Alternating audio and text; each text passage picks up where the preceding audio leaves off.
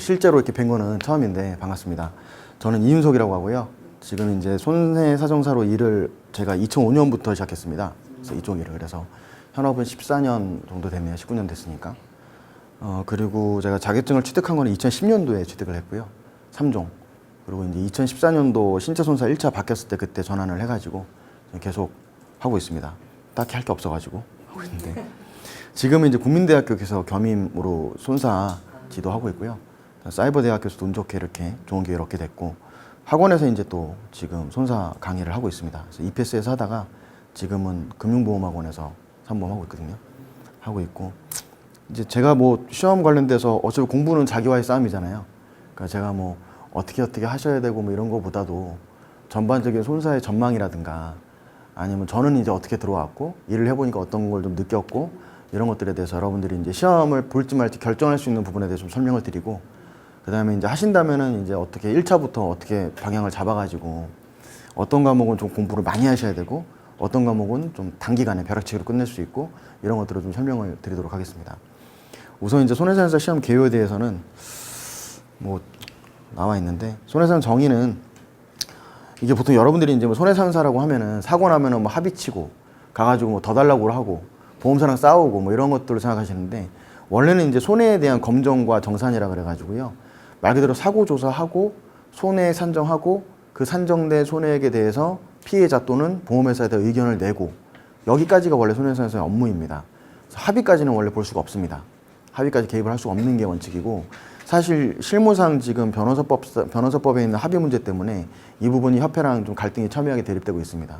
많은 문제가 있었었고, 그래서 지금 보험업법 개정을 안을 올려가지고 진행 중인데 개정이 되면 조금 더 나아질 거라고 봅니다. 예, 그래서 어쨌든 현재까지는 손해액을 산정하고 거기에 대한 어떤 그 검토를 하는 거, 이런 것들을 생각하시면 될 것 같고요. 손해액을 산정한다는 의미가 어떻게 보면 굉장히 큰 그 의미일 수가 있는 게, 유의하다고 볼 수 있는 게, 우리 근처에서 손해라는 게 엄청 많거든요. 사실 옛날에 연예인 그 이혜영 씨가 다리보험 가입했잖아요. 그런 것도 다 손해 일종에 해당이 됩니다. 물론 이제 그 보험은 이제 컨틴전시 보험의 일종이긴 하지만은 어쨌든 보험 사고에 관련된 건 다 손사가 개입을 될 수밖에 없기 때문에, 뭐 태안 유리 피해도 마찬가지였고 그것도 손사협회에서 개입을 했었고, 이번에 고성 산불도 협회에서 들어갔습니다. 들어갔고, 그 다음에 뭐 판교에서 옛날에 환풍구 이렇게 걸그룹 보다가 떨어져서 했던 것도 협회에서 했었습니다. 판교 환풍구는 저도 이제 같이 참여를 했었었는데, 그러니까 어떤 그 큰 대형 재난들이 있으면 국가에서 일단 손사협회로 문의가 옵니다. 이제는 거의 이제 뭐 재난이 났다고 하면은 협회로 계속 문의가 올 정도로. 그럼 협회에서 어떻게 하느냐면, 협회는 어차피 운영진밖에 없기 때문에 그 손사들을 모집합니다. 이제 공문을 다 띄웁니다. 메일로. 협회 가입되는 사람들이 신청을 합니다. 신청하면은 그러면은 이렇게 선발해가지고 이제 꾸려가지고 파견을 하는 겁니다. 고성산불은 지금 나가 있는데요. 제가 공사한테 물어봤는데 아는 후배 들어가 있거든요. 물어보니까 거기서 지금 인당 3천만 원 정도 이제 보수를 받는 걸로 하고 지금 그 들어가 있더라고요, 보니까. 그래서 꽤 많이 들어갔죠. 100명까지는 아닌데 거의 100명 가까이 들어간 걸로 알고 있어요.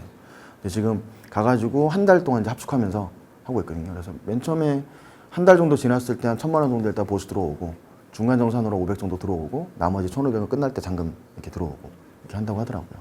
그래서 뭐 그런 식으로 이제 대형 재난이 터지면 하고 있습니다. 그래서 제가 알고 계시는 분들, 보험 영업하시는 분들 중에서도 이쪽 자격증을 취득하셔가지고 지금 이제 뭐 협회에서 그래도 활동을 하려면 협회 그 지부 모임들이 있거든요. 모임들이 이제 두세 달에 한 번씩 있으니까 가서 얼굴 많이 익히고 협회 들어와가지고 이제 뭐 대형 재난 있으면 참여하고, 그러면 자기 스펙을 또 쌓고, 또 대형 재난 참여했다고 하면은 고객들이 아무래도 조금 신뢰성 있게 보니까 그렇게 해가지고 또 영업을 하는 방편으로 삼는 경우들도 있더라고요. 예, 일단 취업을 하는 경우도 있습니다, 보험회사에. 근데 이제 죄송합니다. 일단 20대 정도가 원수사에 취업이 가능하기 때문에, 여기 계신 분들은 제가 볼 때 뭐 10대로 보여서 20대 아니신 것 같아가지고 일단 취업을 일단 배제하고 이쪽 위주로 제가 말씀드릴게요. 그래서 일단 업법상 손해사정의 정의는 뭐 보험업법에 잘 나와 있는데요. 이렇게 이제 정의를 하고 있습니다. 그래서 뭐 크게 뭐 중요한 내용은 아닌데, 일단 중요한 키워드는 보험회사는 손해사정사를 고용한다. 그러니까 보험회사에서 의무적으로 손해사정사를 고용해야 됩니다. 예. 사실상 얘네들이 용역을 주면은요 더 싸게 치일 수 있어요. 근데 의무적으로 고용을 하게 돼 있기 때문에 그 원수사에서도, 원수사라 하면 이제 삼성화재, 뭐 DB손해보험, 삼성생명 이런 데도 손사들을 고용하죠. 이제 원보험사 고용하면은 걔네들이 일단 연봉이 세잖아요. 그럼 조사를 걔네들을 다 내보낼 수가 없잖아요. 비싼 인력들이니까. 그러면 그 밑에 걔네들이 또 자회사를 만듭니다. 삼성화재 서비스, 삼성생명 서비스, 뒤에 서비스가 붙어 있어요. 걔네들은 뭐냐면 조사만 맡고 있는 자회사를 만든 거예요, 보험회사에서. 그럼 걔네들도 손사들이 또 있어요. 그럼 걔네들 연봉이 원수사보다는 적죠. 그리고 온갖 뭐 고객 만나고 욕저거리 받고 욕바지 하는 일들은 걔네들 다 시키는 거죠. 시키면 걔네들이 뭘 하냐면은 갖다 조사를 하고 다시 와가지고 보고서를 만들어가지고 원수에 제출합니다. 근데 그 내용은 이렇게 나와 있죠. 이러저러함으로 지급하는 것이 타당할 것으로 보여짐이라고 의견을 내게 되어 있습니다. 그러면 이제 의견 받으면 원수에서 보고 그 의견에 따라가지고 결정을 하는 경우가 많기는 한데 사실상 저도 조사업체, 그 용역업체 있어 봤기 때문에 저도 한 8개월 정도 있다 나왔거든요. 손사 일을 하다가 경험을 해보고 싶더라고요. 그래서 젊을 때 한번 가보자 그래서 이제 20대 후반에 한번 갔다 왔었는데 그 사실상 원수사에서 조사를 보낼 때요. 그 서류를 넘겨줄 거 아닙니까? 전산으로 넘겨줍니다. 전산에다 이게 비고란에 코멘트를 달아놔요. 면책으로 유도할 것, 뭐 해지시킬 것, 뭐 가급적이면은 삭감시킬 것 이런 식으로 코멘트를 달아줘요. 그럼 거기 초점을 맞춰가지고 조사를 할 수밖에 없어요. 사실 그래요. 네, 대부분 그래요. 근데 이제 여러분들이 보험금을 청구하게 되면 만나게 되는 사람들이 그 삼성화재 서비스, 뭐 서비스 붙어 있는 애들도 있을 수가 있지만 걔네들한테 일감을 더 몰아줄 수가 없거든요. 왜냐면은 솔직히 누가 봐도 짜고 치는 거잖아요, 이거는. 그러다 보니까 다른 손해배상 회사에다가 이제 또 용역을 줍니다. 몇 대 몇의 비율로. 자회사 좀 주고 나머지는 딴 데 용역돼 있는 제3의 손해배상 회사.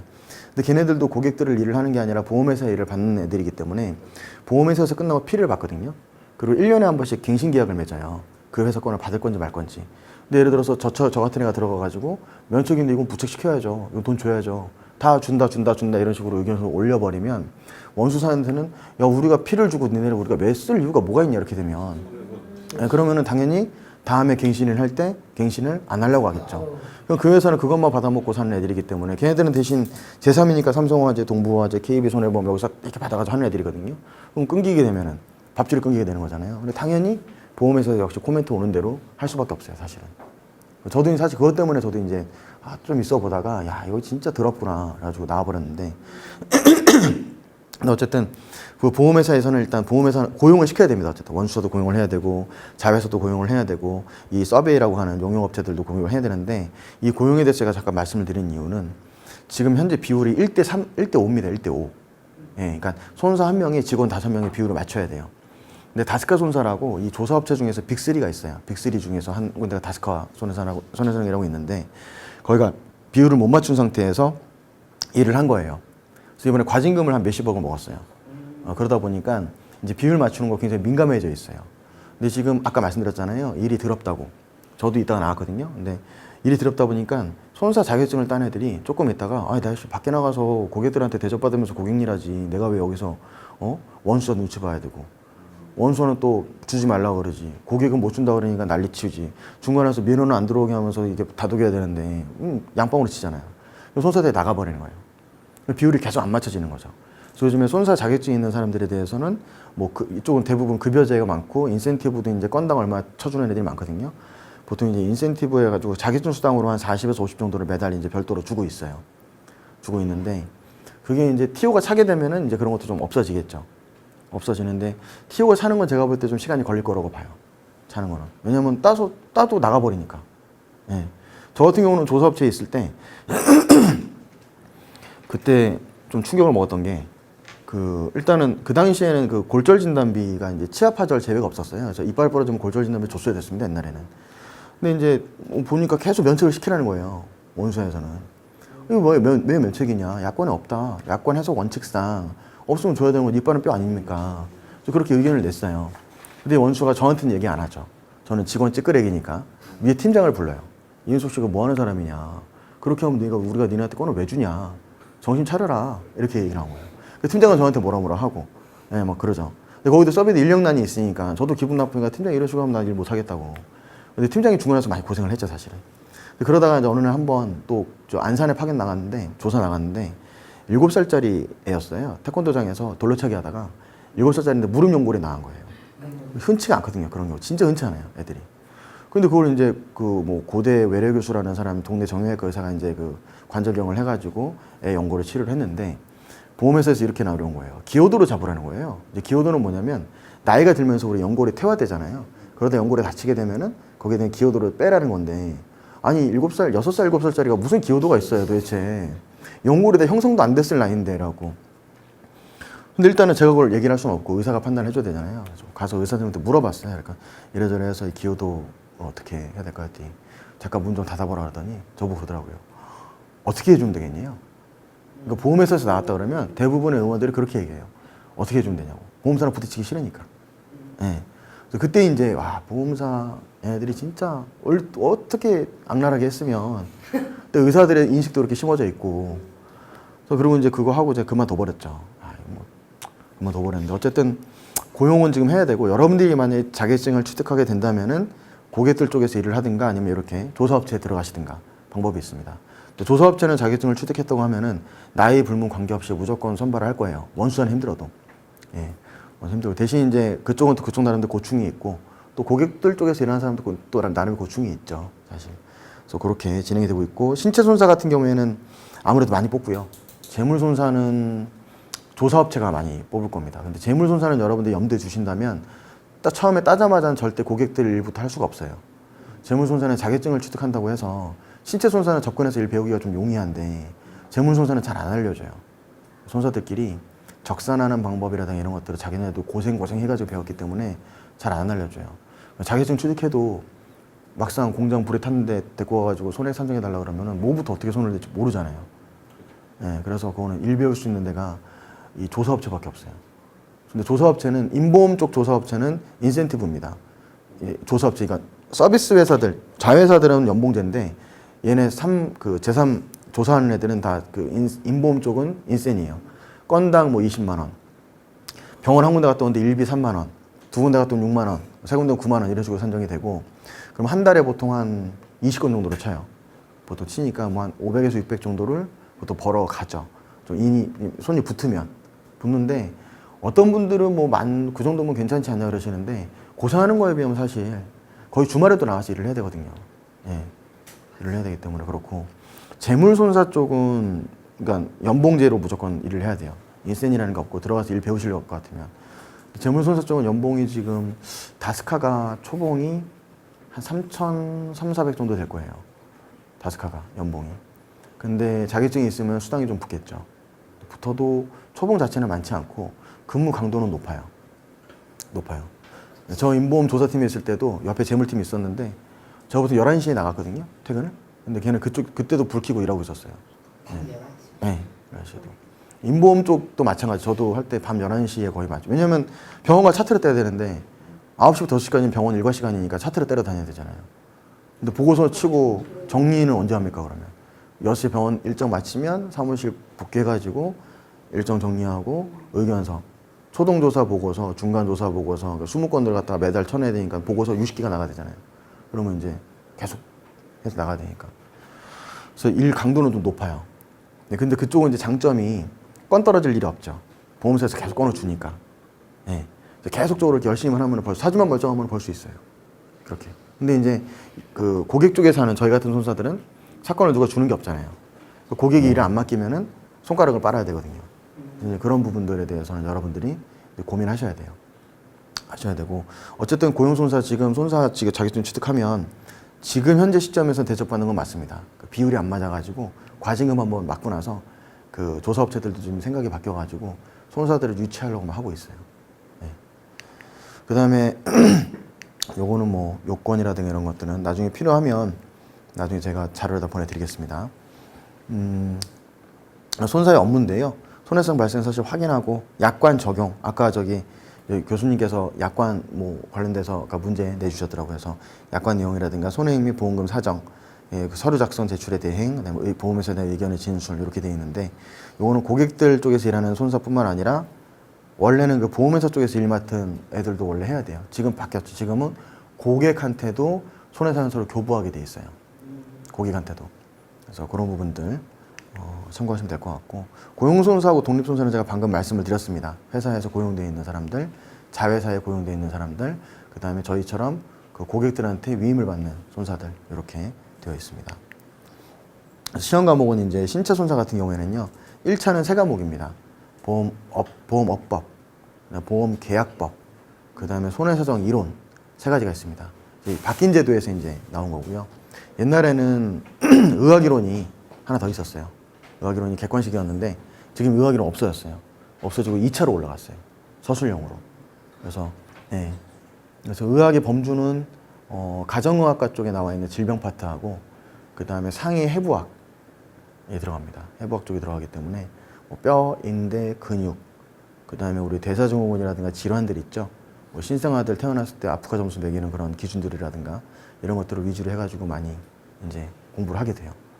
그래서 지금 이제 2차로 올라가 있고 1차는 지금 옛날 바뀌기 전보다 1차 합격률이 훨씬 높습니다.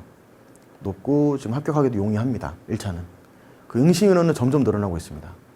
예, 제가 2005년도에 처음 시험 봤거든요. 처음에 이제 그때 이제 떨어지긴 했지만 저는 2004년도에 이제 2005년도 대학교 4학년 때 그때 이제 뭘 해야 되나 이제 끼웃끼웃 대고 있다가 저희 학교 선배가 그 옛날에 그 상품백화점 붕괴된 거 했던 손사여가지고 취업 설명을 오셨더라고요. 저희 민법 교수님 그 동기였어요. 친구. 민법 시간에 이제 앉아 있는데 와가지고 설명해 주시더라고요. 저는 공무원 시험을 봐야 되나 고시는 제가 머리로 도저히 안 될 것 같고 뭘 해야 될까 뭐 고민하고 있었는데 외근과 내근이 적절히 섞여 있다는 게 굉장히 좀 매력적이었거든요. 저도 앉아 있는 거로 못하는 성격이라서 그래서 굉장히 매력적이고 되게 멋있게 말씀해 주셨어요. 그분이. 지금 이제 그분이 로이즈에서 강의하고 김학성 원장님이신데 약간 사짜 기질이 있어요. 보면은. 나중에 느꼈는데 말을 너무 선수와의 직업에도 너무 멋있게 말씀해 주신 거예요. 사실 그렇게 멋있진 않아요. 멋있진 않은데 듣고 와, 돈도 막 잘 벌고 자기는 그거 하고 저기 그거 하고 한 2년 해외 나갔다 왔다는 거예요. 팽팽 놀았다는 거예요. 그거 하나 풀고 돈 많이 벌어가지고. 근데 많이 벌긴 버셨는데 원래 집이 또 부자였어요. 알고 보니까. 원래 집이 좀 부자였어요. 그러니까 이제 현대해상 좀 다니다가 경력만 쌓고 회사 경력만 쌓고 나와가지고 학원 차려가지고 이제 그러니까 그러니까 성수대교 상품백화점이었고 그거 하나 하고 이제 해외 갔다 와가지고 학연 차려놓고 이제 띵가띵가 하시는 거죠 이제. 예. 근데 강의는 잘하세요. 그래갖고 계약법도 다 저희 또래 손사들은 다 그분한테 수업 듣고 다 했었죠. 뭐 100명씩 200명씩 앉아서 수업 들었으니까 그때. 예.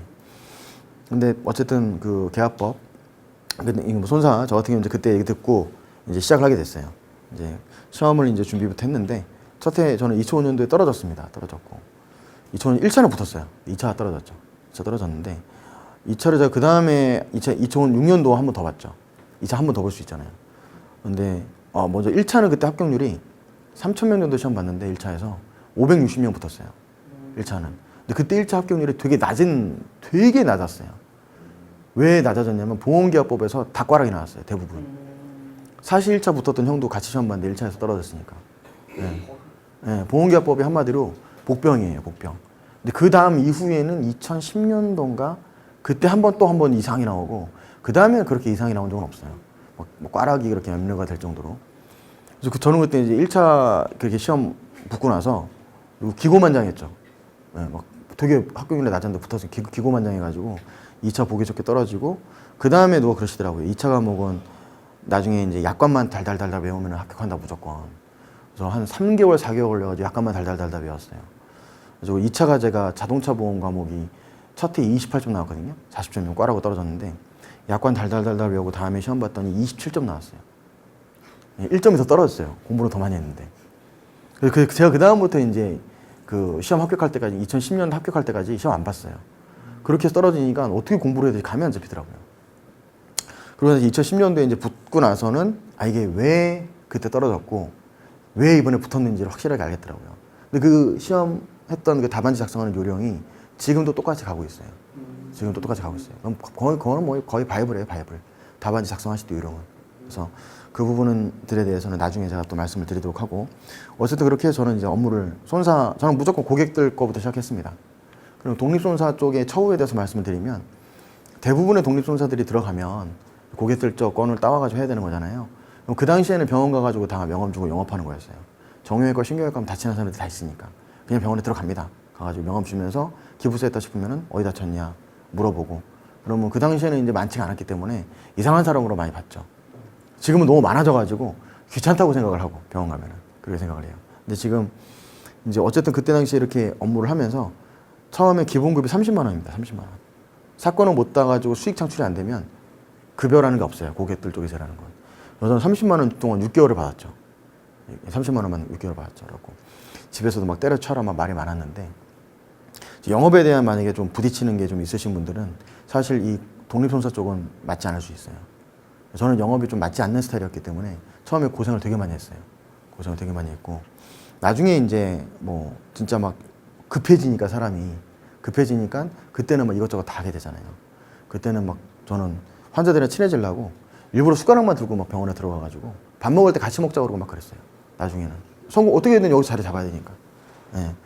아주 막 그렇게 해가지고 막 뭐 헤헤거리면서 이렇게 많이 했었는데, 근데 그 영업이라는 게 여러분들 평생 해야 될 것 같지만은 제가 그때 그렇게 한 진짜 울면서 한 게 한 6개월 했거든요. 한 3번 운 것 같아요, 진짜. 근데 그 다음부터 병원 영업을 해본 적이 없어요. 안 해도 돼요. 그렇게 해가지고 이제 6개월 정도 하면은요, 사건이 붙어요. 붙고 나면은 그 사람들이 또 계속 소개가 들어오고, 하다 보면 또 그 고객이 가입한 보험에 보험 대리점 또 설계사분이 연결이 돼가지고 그 대리점 꽤 또 들어오고, 그런 식으로 쭉쭉쭉쭉 이제 커지는 거예요. 지금은 저는 영업은 블로그 외에는 안 해요. 블로그 쪽만 하고 있어요. 저는 2011년부터 아예 블로그로 자리 잡아가지고 블로그 쪽만 쭉쭉 하고 있어요. 블로그랑 카페, 그 다음에 유튜브 쪽으로만 하고 있어요. 그래서 그렇게 해도 계속 들어옵니다, 이제. 처음에 이제 영업하는 게 계속 그렇게 해야 되는 건 아니고, 좀 자리 잡을 때까지만 하셔야 되고. 합격자 결정은 1차 과목 같은 경우에는 60점 이상이면은 다 합격입니다. 근데 한 과목이라도 40점 미만이 있으면 안 되죠. 그리고 2차 과목 같은 경우는 4과목인데, 자동차, 근제, 재산보험, 의학이론. 그것도 이제 기준에서는 60점 이상 합격이라고 돼 있는데, 실질적으로 그렇지 않고요. 그냥 320명 뽑는다고 생각하시면 됩니다. 320명. 네, 320명. 60점 이상이 없어요, 별로. 대부분 합격 점수가 50점 돼요. 50점 몇, 52점, 커트라인이. 네, 점수 잘 안 나와요. 그래서 65점 넘어가잖아요. 그러면 거의 수석 차석 생각해도 될 정도로 높은 점수예요. 네, 굉장히 높은 점수예요. 점수가 그렇게 잘 나오는 편은 아닙니다.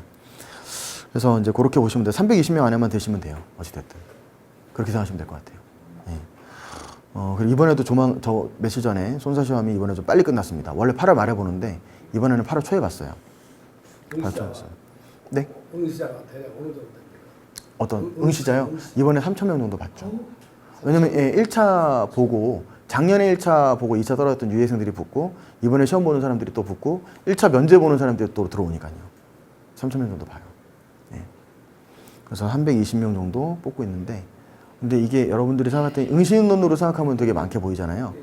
근데 결국은 320명 안에 드냐 못 드냐의 싸움이고, 그 중에 제가 볼 때 1,500에서 2,000명은 어중간한, 합격할 수 없는, 실질적으로 한 1,000명 내외에서 경쟁한다고 보시면 돼요. 진짜 빡세게.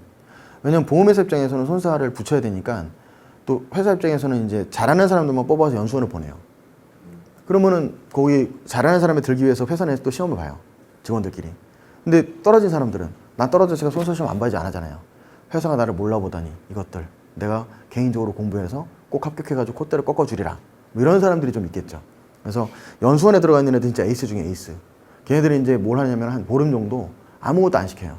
8시에 눈 떠가지고 밤에 한 10시, 11시까지 공부만 해요. 공부만 하고 그날 시험 봐요. 매일매일. 시험 점수 몇 점에서 떨어지면, 그날 합격한 거 시험 봐가지고 떨어지면은, 점수가 안 나오면은 인사고과 반영이 되는 거예요. 그러니까 걔네는 목숨 걸고 하는 거예요. 들어가면은. 그러니까 걔네가 솔직히 그 보험회사 직원들이 합격률이 높기는 해요. 근데 높은 데는 솔직히 이유가 있을 수밖에 없어요. 걔네는 밥줄이 걸렸으니까 앉아가지고 이제 피토하듯이 공부하는 거예요. 앉아가지고. 근데 연수원 없는 애들은, 걔네들이 들어가 버리면 일거리가 늘어나잖아요. 그럼 걔네도 열받겠지, 이제. 걔네 열받으니까 걔네들도 이악 물고 하는, 내가 어떻게든 합격해가지고 회사에서 나 안 뽑으면 후회하게 만들 거다. 그래서 공부를 해요.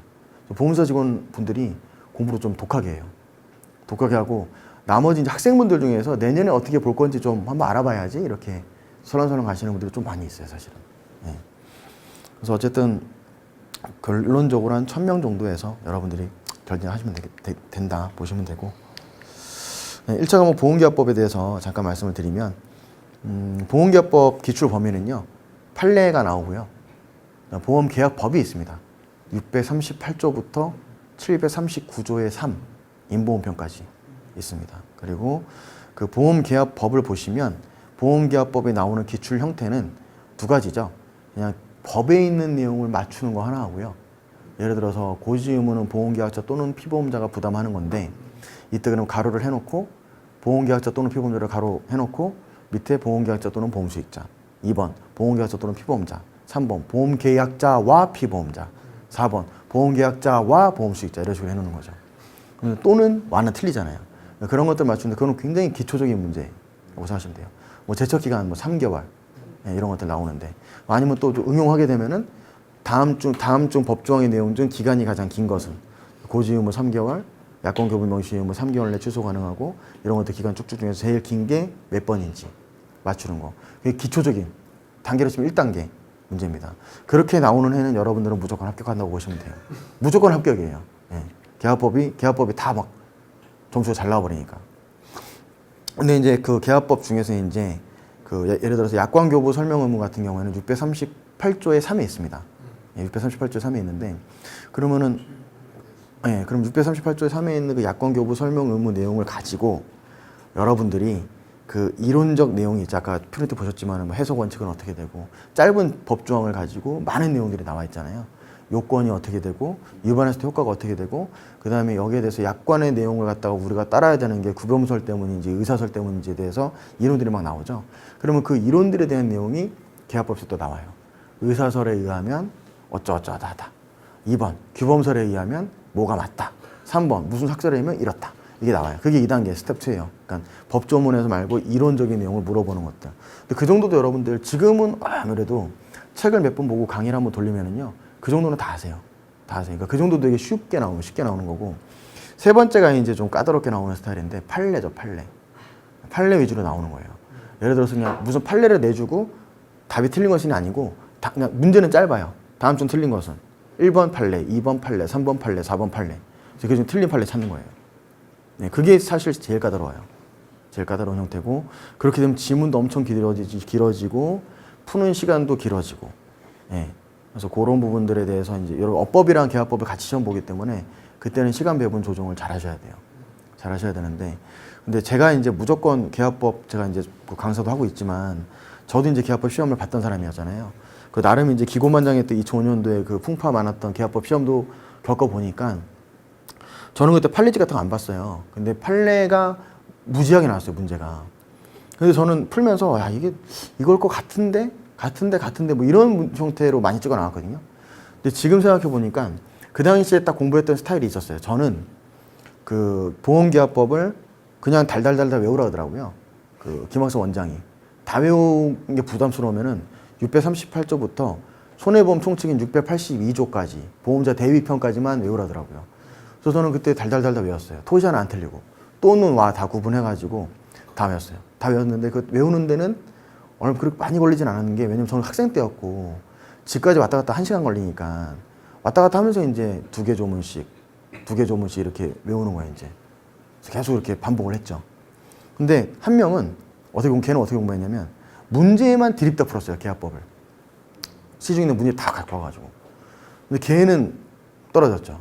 네, 떨어졌고 저는 붙었죠. 이게 뭐냐면 제가 항상 말씀드리는 게 계약법을 달달달달 638조부터 682조까지만 외우셔도 보험계약법 때문에 꽈락을 걱정할 일은 없어요. 왜냐면 여러분 외우고 어차피 강의는 들으실 거 아니에요. 이론은 알 거 아니에요. 그러면 맞춰요. 문제를 보면. 이게 뭔가 이상하다. 이게 좀 이상하다는 게 딱 감이 와요. 해보니까 제가. 근데 문제만 풀어가지고 하는 애들은 계약법 좀 어렵게 나오잖아요. 다 떨어져요. 네, 다 떨어져요. 계약법은 무조건 여러분 법점 외우는 거는 638조, 682조까지 무조건 외우시고 그게 나중에 여러분들 삼보험 할 때 도움이 돼요. 삼보험 2차 시험 볼 때. 응용이 많이 돼요. 그래서 무조건 그렇게 하면 또 지문에 쓸 게 많아요. 외우고 있으니까. 일단은 삼보험 연결되니까 무조건 그건 외우시고 기본 강의 돌리고 그 다음에 그 기본서에 보면은 저는 이제 문제를 저도 이제 만들어서 드리긴 하지만 제 책에는 그냥 이때까지 기출문제 싹 다 담아놨거든요. 보험계약법. 보험계약법이 1991년도에 한번 개정이 되고요. 2015년도 3월 달에 개정이 한번 됐어요. 그 다음에 11월 달에 부분 개정이 있었는데 큰 의미가 없고요. 딱 20년 만에 한번 개정돼요. 여러분들 지금 외워두시면 다음 개정은 제가 볼 때 20년 지나야 될 거예요. 20년 동안 써먹을 수 있는 거예요. 네, 일을 하면서. 그러다 보니까 그 지금 바뀐 내용 가지고 여러분들이 외워두시면은 앞으로 써먹을 일도 많을 뿐만 아니라 이 계약법 관련돼서 이 기출문제들 있잖아요. 기출문제 지금 지금 아마 보험 개발원 들어가시면 기출문제 있어요. 모범 답안이랑 보험 개발원 들어가면은 시험 그 전문의 시험란에 있어요. 그래서 다 다운받으세요. 문제랑 답안이랑 문제랑 답안 다운받아가지고 그거만 풀어보세요. 28회부터가 있을 거예요 아마. 지금 42회 끝났으니까 15회차만 다 풀어보죠. 법 외우고 학원 강의로 교재 내용 읽어보고 그 문제만 싹 풀어도 계약법 때문에 꽈락 날 일 절대 없습니다. 어떻게 나와도 절대 없습니다. 그래서 계약법은 그렇게 하시면 돼요. 다른 거 보실 필요 없어요. 남들이 뭐 민법도 나오고 뭐 어쩌고 다 보실 필요 없어요. 예. 거기서 무조건 돌아간다는 거. 그 다음에 계약법의 학습 방법은 먼저 법조문을 여러분들 외우셔야 됩니다. 법조문이 일단 기본 뿌리예요. 뿌리. 저는 처음에 뭔 말인지도 모르고 외웠어요. 예. 저도 법대 다녔지만은 법대 다닌다고 자동차 공학과 나와도 자동차 만드는 거 아니잖아요. 저는 학교에서 안 나왔거든요, 사실. 좀 막 빵꾸도 많이 나고 뭔 말인지도 모르겠는 거예요. 근데 무조건 외웠어요, 그냥. 무조건 외웠어요. 한글이니까 외웠어요. 근데 그 당시에 또 한문이 많았어요. 그래갖고 다 찾아가지고 바꿔가지고 다 그냥 출력해가지고 외우고 다녔어요. 일단 외우고 외우면서 이제 책을 이제 보다 보면은요, 아 이게 이런 내용이구나 이제 이해가 싹싹 돼요. 그러면 암기라는 게 계속 하루에 한 번씩 반복을 해줘야 되거든요. 안 그러면 까먹으니까.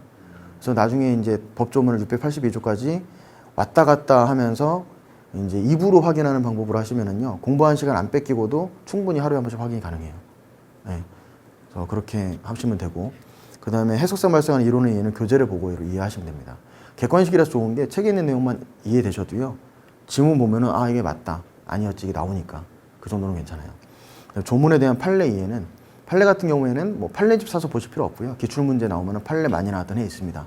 그런 판례들만 보셔도 얘네들이 보면 돌아가면서 나와요. 판례가 기출됐던 게.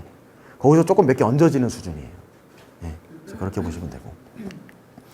계약법은 꽈락의 원인이 될 수 있어요. 1차에서 무조건 복병은 계약법이에요. 복병은 계약법이에요.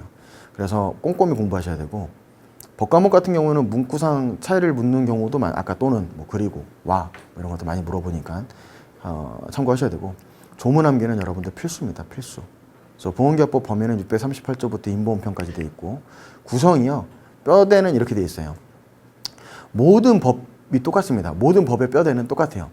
그러니까 그러니까 사람 몸과 같아요. 우리 머리가 이제 컨트롤 타워잖아요. 그럼 이 머리에 해당하는 총칙이라는 게 있어요. 법의 총칙. 무슨 법이든 처음에 들어가면 무조건 일정한 총칙이에요. 총칙. 그건 뭐냐면 민법에서도 뭐 채권편, 물권편 많이 있잖아요. 네, 많이 있으면은 그 편들마다 그 계약에 해당하는 조문들을 만들어 놨는데 그 조문에 없는 내용들이 있을 거 아니에요. 거래 실제에서는. 그거는 총칙이라고 하는 컨트롤 타워에 있는 내용을 준용하겠다는 거거든요. 그러니까 이 대가리입니다, 대가리. 예, 법에 총칙이 있고, 그 다음에 밑에 이제 상법은 두 가지, 계약법은 두 가지로 되어 있어요. 팔다리가 손해보험편과 인보험편으로 구분해 있어요. 그러면 손해보험편 같은 경우에는요, 6가지가 되어 있어요. 화재보험, 운송보험, 해상보험, 책임보험, 자동차보험, 보증보험. 6가지 있어요. 보증보험은 2015년도에 신설됐습니다. 근데 법조문 2개밖에 없어요. 2개밖에 없어요. 그러니까 법조문이 되게 뭐 신설돼도 많지가 않아요. 그만큼 홀대받고 있다는 거거든요, 사실 입법처에서도. 예. 보증보험은 조문은 2개밖에 없는데 판례는 되게 많아요. 문제 낼 건 많아요, 사실. 문제 낼 건 많아요. 보증 2개밖에 없는데. 그 다음에 인보험편은 어떻게 되어 있냐면요, 생명보험 있고 상해보험 있고 질병보험편이 신설됐어요. 2015년도에 신설됐어요. 근데 질병보험도 조문이 2개인가 밖에 없어요. 근데 사실 낼 거는 많죠. 약관에 있는 내용도 나오니까. 그래서 총칙이 있으면 팔다리가 있다. 아니, 양팔이 있다. 근데 손해보험은 6개라는 손가락이 있고, 인보험은 3개의 손가락이 있죠. 그러니까 이렇게 구성이 되어 있단 말이에요. 팔이 있고, 손가락이 있고. 그러면 이 손가락이 없는 내용은, 손해보험 중에서 보증보험인데 보증보험 손가락이 없는 내용은 손해보험도 총칙이라는 게 있어요. 팔이라고 하는 총칙. 총칙 준용하고. 얘도 없으면은 여기 일장 총칙의 머리를 준용하는 것이고. 인보험도 마찬가지죠. 여기 생명보험편이 없으면 인보험편 총칙을 보고, 인보험 총칙이 없으면은 여기 머리에 있는 걸 보고, 봐가지고 거기를 준용해가지고 적용하는 겁니다. 그렇게 돼 있어요. 그래서 제가 아까 638조부터 682조까지 중요하다고 말씀드렸던 게, 손가락이 많겠습니까? 손가락이 많겠습니까? 이 컨트롤 타워가 많겠습니까? 컨트롤 타워가 많고 비중이 50% 이상이에요. 출제 비중이. 638조부터 682조 손해보험 총칙까지가. 인보험은 또 많지가 않아요. 조문이. 많지가 않고. 그러다 보니까 법조문에서 낼 거 다 냈잖아요. 이때까지. 대부분 약관에서 나와요. 또 산보험 약관에서 많이 나와요. 그래서 그 부분 여러분들이 생각하셔가지고 정말 공부할 시간이 나중에 없다? 총칙이랑 손해보험 총칙까지만 682조까지만 공부하셔도 예, 빡세게 공부하시면 괜찮습니다. 저도 사실 시험 보러 들어갈 때요. 2005년도 시험 볼 때 그 시간 없어가지고 그때 손해보험 총칙까지만 보고 문제만 나머지 이제 해상보험편이나 책임보험편만 풀어보고 들어갔어요. 예, 그러니까 총칙을 제외한 나머지에서 어디가 많이 기출됩니까 물어보시면 책임보험편, 해상보험편, 그 다음에 생명보험 세 가지입니다. 세 가지 기출이 많이 돼요. 이렇게 이해를 하시면 될 것 같습니다. 중요도인데 아까 말씀드렸던 게 638에서 682가 매우 중요, 50% 이상이고 손해보험, 해상보험, 책임보험, 시간되면 자동차보험, 인보험 중에 생명보험 이게 중요합니다. 그다음에 타 법령 내용도 기출이 돼요. 그래서 이제 실제 기출됐던 내용인데요. 이런 식으로 나오는 거죠. 이 정도면 난이도면은 제가 볼 때 난이도는 중, 예, 이게 어렵지 않은 문제예요. 보시면 상법상의 보험약관 설명 의무, 보험업법상의 설명 의무와 적합성의 원칙 등에 관한 설명 중 옳은 것은 그 상법에서 보시면 보험계약법에서 약관교부 설명 의무 아까 그 교수님이 주셨던 자료 내용이 있고 보험업법에서도 여러분 약관 설명 의무가 있어요. 예, 그 약관규제법에서도 약관 설명 의무가 있습니다. 예, 있고 그다음에 적합성의 원칙이라는 게 또 있어요. 보험업법에서는. 이 적합성의 원칙은 왜 만들어졌냐면 옛날에 변액보험이 엄청나게 팔렸거든요. 2008년도쯤에 엄청나게 팔렸는데 그때 이제 원금 보장된다. 그 다음에 뭐 보험료 조금만 내면 나중에 엄청난 수익을 얻을 수 있다. 예상 수익률 8% 12%짜리 제시해가지고 꿈과 희망을 심어드리고 나중에 그 꿈이 실현되지 않는 그런 문제가 발생하다 보니까 고객들은 어쨌든 처음에 설명을 들었든 안 들었든 나중에 클레임을 제기하니까 그것 때문에 소송이 많이 제기가 됐었고 그때 나온 게 이제 적합성의 원칙입니다. 판매할 때 그 어떤 고객의 소득이라든가 상황에 맞는 상품을 적용해야 되고 그러한 적합성의 원칙이 어긋났을 경우에는 설명 의무 위반에 준용해가지고 고객을 보호할 수 있는 뭐 그런 게 적합성의 원칙입니다. 근데 그 내용 관련돼가지고 옳은 것은이라고 이렇게 물어보고 있어요.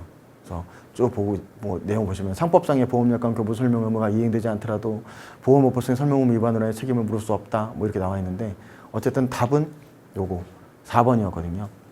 최근의 대법원 판례에 따르면 보험업법상의 적합성 원칙 위반에 따른 손해배상 책임의 존재하는 증명책임은 보험계약자에게 있다.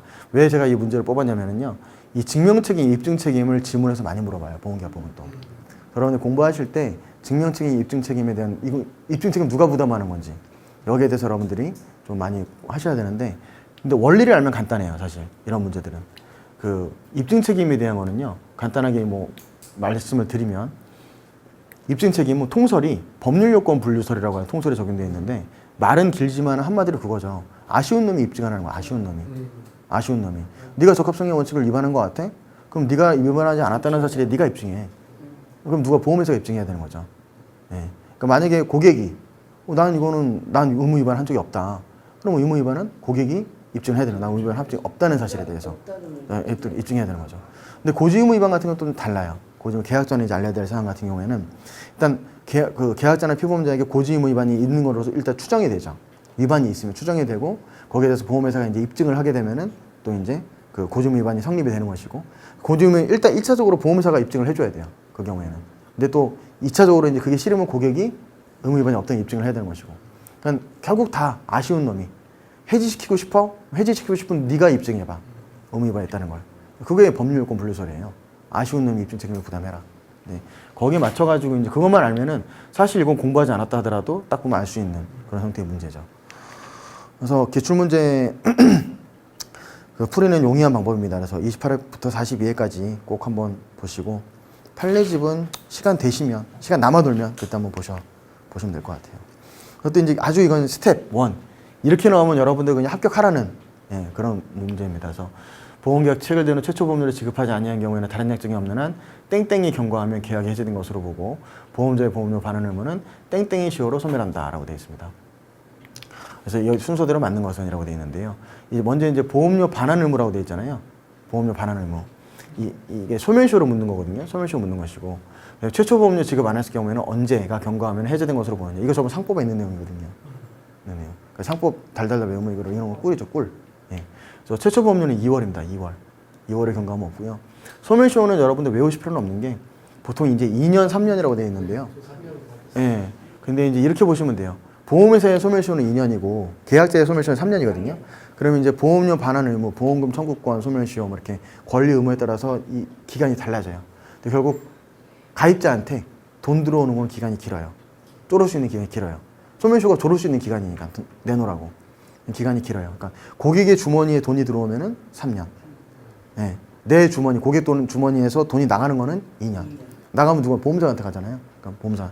그래서 그거 기준으로만 판단하시면 돼요. 뭐 의무 외울 필요도 없어요. 그 보험료 반환 의무는 뭐죠? 보험료를 반환하면 누구한테 반환해 줍니까? 고객이 보험료 냈는데 보험자가 보험료를 반환해 주는 거잖아요. 고객한테. 고객한테 돈 들어오는 거죠. 돈 들어온 건 3년. 이렇게 되는 거죠. 2월 3년이 답이 되는 거죠. 이런 식으로 이제 이 정도면 아주 기초적인 문제죠. 예. 이제 이렇게 아까 말씀드렸죠. 이렇게 비교하는 것들 나옵니다. 옳은 것들만 모은 것은 나오는데 아까 소멸시효 설명드렸죠. 그래서 보험금 지급 의무. 보험금 지급하면 누구한테 돈 들어오죠? 거기 돈 들어오죠. 3년이죠. 그러면. 보험료 반환은요? 3년이죠. 보험료 지급은요? 고객 주머니 돈 나가는 거잖아요. 보험료 줘야 되니까. 2년이죠. 답은 기억님. 이렇게 되는 거죠. 이 실제 기출됐던 문제들이야 다. 예. 그래서 이런 식으로 이제 여러분들이 그 법조문을 암기한 상태에서 요령을 터득하고 공부를 이제 쭉쭉 하시는 겁니다. 계약법은. 근데 계약법에 제가 시간을 많이 하려는 이유는 계약법이 진짜 중요해요.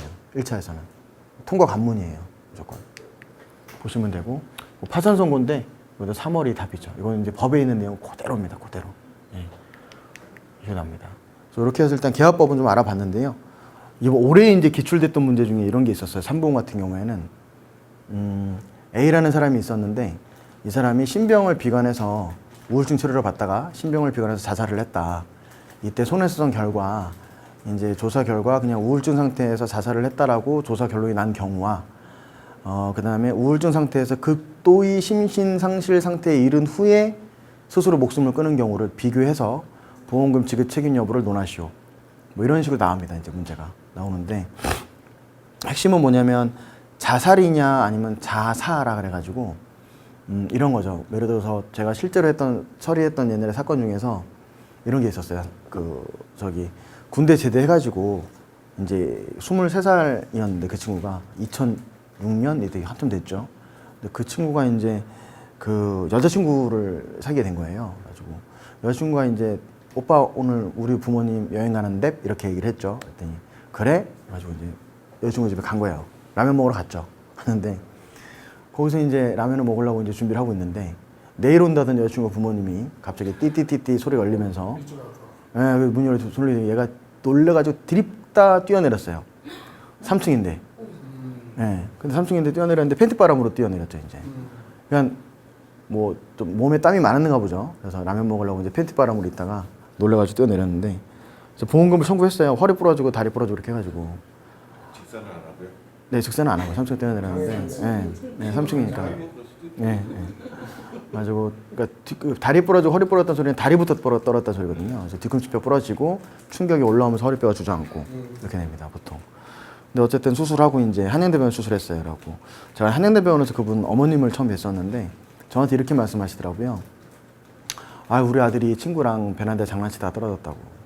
그리고 다쳤다. 그런가 보다. 장난치다 다쳤으면 당연히 이거는 사고잖아요. 뭐 쭉 진행을 하면서 이제 조사를 해야 되니까 차트를 띠려 쭉 갔죠. 그래서 이제 119로 실려왔으니까 119 기록지를 쭉 떼서 봤거든요. 보니까 거기서 이제 뜬금없이 여자친구 집 추락 이렇게 돼 있더라고요. 그래가지고, 그래서 그 부모님은 전혀 모르고 계신 눈치였고. 그래서 그 친구한테 물어봤어요, 제가. 그때 이실직고를 하는 거예요. 사실 이래저래 돼가지고 여자친구 부모님이 갑자기 들이닥친다 그러니까 뛰어내렸다. 그때 이제 보험사가 대한생명, 지금 하나생명이죠. 청구했어요. 했더니 보험사에서 이거 지발로 뛰어내린 거 아니냐, 고의 아니냐 이렇게 물어본 거죠. 근데 이제 저희가 어떻게 얘기를 했냐면 물론 지발로 뛰어내린 건 맞죠. 근데 어떤 23살짜리 남자아이가 어떤 남자가 여자친구 부모님이 팬티바람으로 들어오는데 안녕하십니까 인사를 하고 저는 누구 친구 누군데 오해는 마십시오. 땀이 많아서 지금 벗고 있는 겁니다. 이렇게 얘기를 하는 사람 아무도 없잖아요. 놀래가지고 황망하니까 뛰어내린 거지 않습니까? 그때 포인트가 바로 황망했다라는 거죠. 제대로 된 생각을 할 겨를이 없었다. 그러면은 고의라는 거는 제대로 된 생각을 인식과 용인이 있었어야 됐는데 그 상황은 고의 사고다 인식할 겨를도 없이 뛰어내린 건데 그것도 고의사고로 주장하느냐. 마치 이런 거죠. 옛날에 의정부 화재 사고 났을 때 제가 했던 분 중에 한 분이 2층에서 뛰어내리셨어요. 화재가 나가지고 의정부 아파트 화재 사고 크게 났었잖아요. 그때 뛰어내리셨는데 그분은 2층에서 뛰어내렸는데도 하반신이 마비가 됐어요. 왜 그러냐면 엉치부터 떨어졌거든요. 그러니까 떨어지는 자세에 따라서 완전히 틀려져요, 결과가. 허리 다치는 거는. 근데 그분 하반신 마비가 됐는데 그거에 대해서는 고의를 사고 주장할 수가 있겠습니까? 왜요? 대형 재난이라서 주장 못할까요? 그게 아니라 고의의 구성 요건 중에서 고의 구성 요건을 조각하는 긴급 피난이라는 게 있죠. 위법성 조각 사유 중에서. 내가 가만히 있으면 죽는데 내 발로 뛰어내려야 될 거 아니에요. 예. 더 큰 손해를 미연에 방지하기 위해서 하나의 법익을 손해시키는, 하나의 법익 침해를 용인하는 거. 이게 긴급 피난이거든요. 다쳤단 말이에요. 고의 주장 못하죠. 여자친구 부모님 다쳐가지고 뛰어내린 거랑 화재 사고 나서 뛰어내린 거랑 뭐가 다릅니까? 그래서 이제 그렇게 주장을 했는데 이게 이제 사망까지 이제 이렇게 그런 제도가 있어요. 예를 들어서 실제 대법원 판례에서 처음 문제가 됐던 게 2005년도였는데 부부싸움을 심하게 했는데 그 남편이 평소에 좀 폭력적이었어요.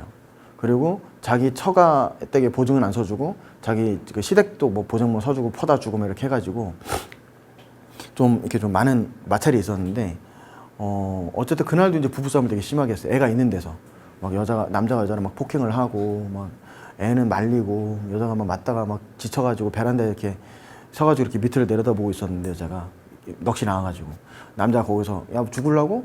야, 죽을라고 죽어봐. 죽을 용기도 없는 게 야, 병신 같은 게 이렇게 얘기한 거예요. 그래서 그 여자가 거기서 그 얘기 듣고 바로 뛰어내렸어요. 예, 애 있는 데서. 그래가지고 그게 청구로 들어갔더니 보험회사에서 고의다. 그 사람 피보험자 고의로 본인이 해친 거 아니에요. 본인이 자살했는데 우리 돈을 왜 줘야 되냐. 그래서 법원에서 이렇게 판단했죠. 이거는 고의가 아니다. 이거는 정상적인 판단을 할 수 없을 정도로 상황이 급박하게 돌아갔고 그런 상황이라면 누구나 극단적인 선택을 할 수밖에 없다. 제정신이 아니었다. 그러므로 이거는 고의 사고가 아닌 보험금을 줘야 된다. 그게 이제 자사입니다. 자살이 아니라. 그러다 보니까 이제 그 다음부터는 우울증으로 자살해도 청구하고 다 청구했었어요. 우울증 제정신 아니니까 줘야지 했었는데 소비자들이 계속 많이 이기다가 2010년도부터 싹 바뀌었습니다. 좀 트렌드가. 주긴 주는데 아주 제한적인 경우에만 줘요. 우울증으로 평소에 좀 약 먹다가 자살했다 주는 건 아니고 뭐 우울증이 있었는데 뭐 목을 맸다. 그러면 기본적으로 안 주려고 그래요. 왜 그러면은 목을 매기 위해서는 넥타이를 찾든 줄을 찾든 찾아가지고 가스뱅을 연결을 시키든 옷걸이 연결시키든 연결을 시켜야 되고 올라가려면 또 뭐 의자를 갖고 와서 해가지고 해야 되고 그럼 그 와중에 보면은 좋든 싫든 쪽지 하나로 남겨놨어요. 잘 있어라. 잘 가라. 뭐 아무것도 미워하지 않겠다. 근데 저는 자살 사건들을 많이 봤는데 되게 신기한 게요. 저는 누구 때문에 스트레스 받아 자살할 것 같다 그러면은 나 걔 때문에 간다. 걔를 제발 좀 죽여다오. 뭐 이럴 것 같거든요. 근데 대부분 그렇지가 않아요. 대부분 그렇게 정황을 보면 괴롭힘을 당해왔는데도 다 부질없다. 예, 미워할 필요도 없고 예, 그런 식으로 대부분 쓰고 가시더라고요. 죽기 전에 마음이 다 그렇게 되는가 봐요. 그래가지고 보통 그렇게 되면 뭐냐면 그게 뭐냐면 자살의 예비 동작이죠. 뭔가를 쓰고 해놓고 그럼 이거는 황망한 상태라고 보지 않는 거죠. 예비 동작이 있었으니까 준비 동작이 있었다. 예, 그렇게 봐버려요 요즘엔 또. 그래서 요즘에는 그 우울증으로 해가지고 이제 소비자가 이겼던 게 우울증으로 인해서 폐쇄병동에 막 한 달 정도 들어가 있다 나와가지고 이렇게 했을 경우에는 이겼었어요. 근데 요즘에 이제 우울증 점수가 BAI 검사인가 그런데 그 지표가 있어요. 43점까지 만점이 그렇거든요. 그래서 29점 이상이면은 중증도의 우울증 에피소드로 진단을 내려요. 그럼 약물 치료를 하는데 29점 이상부터는 약국에서 주는 약이 아니라 병원에 직접 처방해 주는 약만 먹어야 돼요. 근데 그 정도 갖고는 안 돼요, 지금은. 그걸 넘어서서 폐쇄병동에 들어갈 정도가 돼야 돼요. 그래야지 이제 인정이 되고 있어요. 그럼 이제 거기에 대해서 물어본 거였거든요. 그 산보험이번에 기출 문제가. 극도의 심신 상실 상태에서 자살했을 경우 자사니까 보험금을 줘야 되는 거죠, 그때는. 근데 그냥 고의로 목을 맸으면 이거는 고의 사고고 예비 동작이 있었으므로 보험금을 주지 않아야 된다는 게 답이죠. 근데 이제 거기 문제 플러스 고지 의무 위반을 또 살짝 얹었더라고요, 보니까. 우울증으로 인한 고지 의무가 있었는데 위반했다. 그리고 제척기간 고지 의무까지 같이 논의해줘야 되는 그런 식으로 문제가 나와요, 산보험에서. 그래서 그런 부분들 하고 그 외에 이제 산보험은 또 어떤 문제 나오냐면 계산 문제. 실손보험 여러분들 하셔야 되니까 영수증 청구 들어가면 이제 얼마 줘야 되는지 계산해줘야 되잖아요. 보험회사 입장에서는. 그거 계산하는 거. 실손보험 계산하는 거 나오고. 이번에는 뭐 나왔냐면은 실손보험 계산 문제 나오면서 보험회사 2개예요. 그럼 비례보상해야 되거든요. 뭐 어떻게 지급액을 나눠야 되는지 계산해주는 거. 뭐 그런 거 나왔었습니다. 올해는 나왔었고. 올해는 약간 좀 트렌드가 좀 독특했어요. 약간 좀 너무 실무자 위주로 갔다라는 비판이 좀 있었죠. 자사 같은 경우에는 사실 실무자들끼리도 그 사례에 대해 제가 유튜브에서도 모범답안 찍어서 올리긴 했는데 이거는 문제가 있다라고 얘기했던 게 이거 고지의무 위반까지 얹어버리면 고지음 위반에 대해서 이렇게 해석해버리면은 면책이 되고 그 달리 해석하면 부책이 되는 케이스예요. 그러다 보니까 거기에 대해서 좀 이견이 있다. 그래서 문제도 분명히 이렇게 됐었어요. 보험금 주기 초에 논하고 그 근거를 제시하시오. 이건 뭐냐면 면책이든 부책이든 네가 생각하는 어떤 전문가로서의 근거와 견해를 대라는 거거든요. 그러면 이제 문제 배점 자체는 거기에 대해서 정확한 논거에 따라 가지고 일관된 논거로 쭉 해석해서 결론을 냈으면은 점수가 나가는 문제죠. 예. 그래서 그런 부분들에 대해서 좀 여러분들이 공부를 하셔야 되는. 그럼 2차 시험은 그렇게 나오겠습니다. 그다음에 이제 보험업법인데요. 보험업법이 솔직히 공부 방법은 제일 드릴 말씀이 없어요. 예. 보험업법은 법조문이 제일 많은데요. 가장 많이 개정이 돼요. 개정이 거의 1년에 한 번씩 돼요. 부분 개정이. 그리고 얘는요, 이해 과목이 아니에요. 보험계약법은 이해하고 법조문 외우고 해야 되는데, 법조문 제가 보험법 외운다고 하시는 분이 있어가지고, 솔직한 제 생각으로 이렇게 생각했어요. 떨어지겠네. 예. 그렇게 공부하면 떨어지거든요. 예. 보험업법은요, 시험 한 달 전부터 하시면 됩니다. 한 달도 길어요. 예. 조문이 많지만 한 달도 길어요. 길고, 얘는 무조건 문제 위주로 가셔야 돼요. 지금 나중에 공부하신다고 하면은 말씀드리겠지만은 모 학원의 모 원장이 매년 시험 보기 한 달 해서 6주 전에 이 보험업법 문제 예능을 내요. 그럼 거의 한 400문제 정도가 있어요. 근데 그분이 어떻게 문제를 뽑았냐면은 이때까지 기출됐던 문제 싹 엮어가지고 파트별로 유사 문제들이 나오잖아요. 그럼 그 파트 유사 문제 묶어가지고 쭉 이어지는 거예요. 근데 법조문이 바뀌었죠. 바뀌었으니까 바뀐 조문에 맞춰서 답을 구성을 하고 400문제에서 450문제 매년 늘어나고 있는데 쭉 이어놨어요. 저도 이제 시험 볼 때마다 그거 봤었는데 1차로 2번 봤으니까. 근데 그냥 그것만 쭉 잡고 저도 머리 진짜 IQ 안 좋은 편인데 저 때는 350문제였거든요. 그걸 제가 한 일주일 동안 3번 풀었어요. 아예 모르는 상태에서 이제 문제만 푸는 거예요. 그러면 이게 문제가 이어져 있으니까 1번 문제 나왔던 지문이 2번 했을 때 부분적으로 이어지고 문제를 풀면서 맞든 틀리든 풀다 보면은 이게 머리에 남아요. 그럼 채점을 한번 합니다. 그럼 틀렸죠. 틀리든 말든 그럼 또 내버려두고 틀린 건 보고 또 한 번 더 풀어봐요. 틀린 개수가 줄어들어요. 쭉 줄어들어요. 그러면서 이게 지문을 보고 알게 되는 거지 이제 이렇게. 그렇게 하면은요 점수 무조건 70점 이상은 무조건 나와요. 무조건 나와요. 무조건. 예. 보험업법은 이해 과목 아니에요. 무조건 문제 예능을 통해 가지고 쭉쭉. 예. 제 친구가 이번에 시험 보거든요. 걔가 43이니까 걔도 나이가 있잖아요. 근데 보험업법 걔도 술 많이 먹어가지고 머리가 안 돌아간단 말이에요. 그래도 걔도 3번 봤는데 보험업법 80점 이상 나왔어요. 제가 얘기해줬거든요. 그렇게 해라 그냥. 공부할 필요 없다. 그래서 1차만 드립다 붙고 있어요. 걔는. 2차로 붙어야 될 텐데. 1차만 드립다 붙고 있어요. 자, 네. 그 보험업법이 자주 개정된다는 말씀하시는데 네. 그래도 개정되는 시기는 정해져 있잖아요. 네. 네. 있죠. 보통 4월달, 11월달. 네. 4월이면 저희가 이제 회계연도가 본 회계연도가 바뀐 걸로 아는데 네. 예전에 이제 4월이었잖아요. 네네. 지금은 이제 12월에서 네, 바뀌었죠. 개정을 바뀌니까 이제 업법이 그 무렵에 개정이 된 거를 네. 4월에 1차 시험에 반영된다 그렇게 보면 되나요? 그렇죠. 바뀌면 돼요. 그리고 여러 법제처 들어가시면은요, 그게 그 법조문 보험업법 검색하시면 이게 법 조문마다 옆에 돼 있어요. 몇 년 몇 월부터 적용, 몇 년 몇 월 개정 예정. 그럼 개정 정권은 뭐지? 찾아보면 다 비교할 수 있게 돼 있어요. 법제처 들어가시면 다 공짜로 볼 수 있습니다. 그래서 그 다음에 무조건 또 보험법은 진짜 무조건 당부드리는데 그렇게 하시면 돼요. 예. 그 친구가 IQ가 98인가 그렇거든요. 걔도 오랜 친구라서 잘 알고 있는데 걔도 3번 풀고 80점 이상 나왔어요. 법은 절대 불안하실 필요도 없고 무조건 그렇게만 하시면 돼요. 그냥 그 원장님이 아직도 정정하게 살아 계셔가지고 매년 책을 출간하고 있으니까 걱정하셔야 되고. 근데 이제 손해사정 이론 과목입니다. 업법은 뭐 말씀드릴 게 없고. 원래는요 1차 시험에서 손해성 이론이 과목이 없었어요. 1차에서 원래는 1, 2, 3, 4종일 때는 손사 이론이 2차 과목이었습니다. 2차 과목이어가지고 이제 뭐 공동보험 조항에 써라 하고 타보험 조항에 대해 써라 이런 식으로 서술형으로 나왔었어요. 그러면 이제 뭐 40점짜리 주면 4바닥 5바닥 쓰고 이렇게 해가지고 썼어야 되는 건데 1차로 내려오면서 얘는 계산 문제예요. 그러니까 어떤 게 주로 나오냐면 손해사정 이론이 말 그대로 손해사정사가 해야 되는 손해사정 이론이기 때문에 보험이 여러 개 가입돼 있을 때 각 보험사는 얼마씩 지급을 해야 되는지, 재보험이 가입돼 있을 때 재보험회사에서 얼마를 책임져야 되는지 이런 문제들에 대해서 계산하는 문제가 나와요. 문제가 나오기 때문에 여러분들이 막 자세하게 아실 필요는 없고 어차피 그 손사이론 시중 교재들 보면은요 문제들이 다 나와 있어요.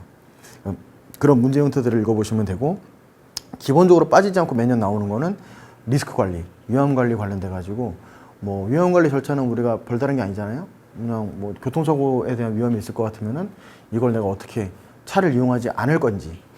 그럼 그게 뭐죠? 위험 관리 방법 중 위험의 회피. 아예 피해버리는 거죠. 아니면은 사고가 날 경우로 대비해 가지고 보험에 가입하느니 내가 돈을 좀 모아놨다가 사고 나면 내 치료비로 쓸 건지. 그건 위험의 보유죠. 내가 돈 마련해가지고 내가 대비하는 거니까. 아니면은 그냥 보험이 필요할 것 같으니까 보험회사에 돈 주고 맡기는 거. 내 위험을 전가시키는 거. 위험이 전가죠. 예. 그런 것들이 이제 위험관리 기법 중에 하나거든요.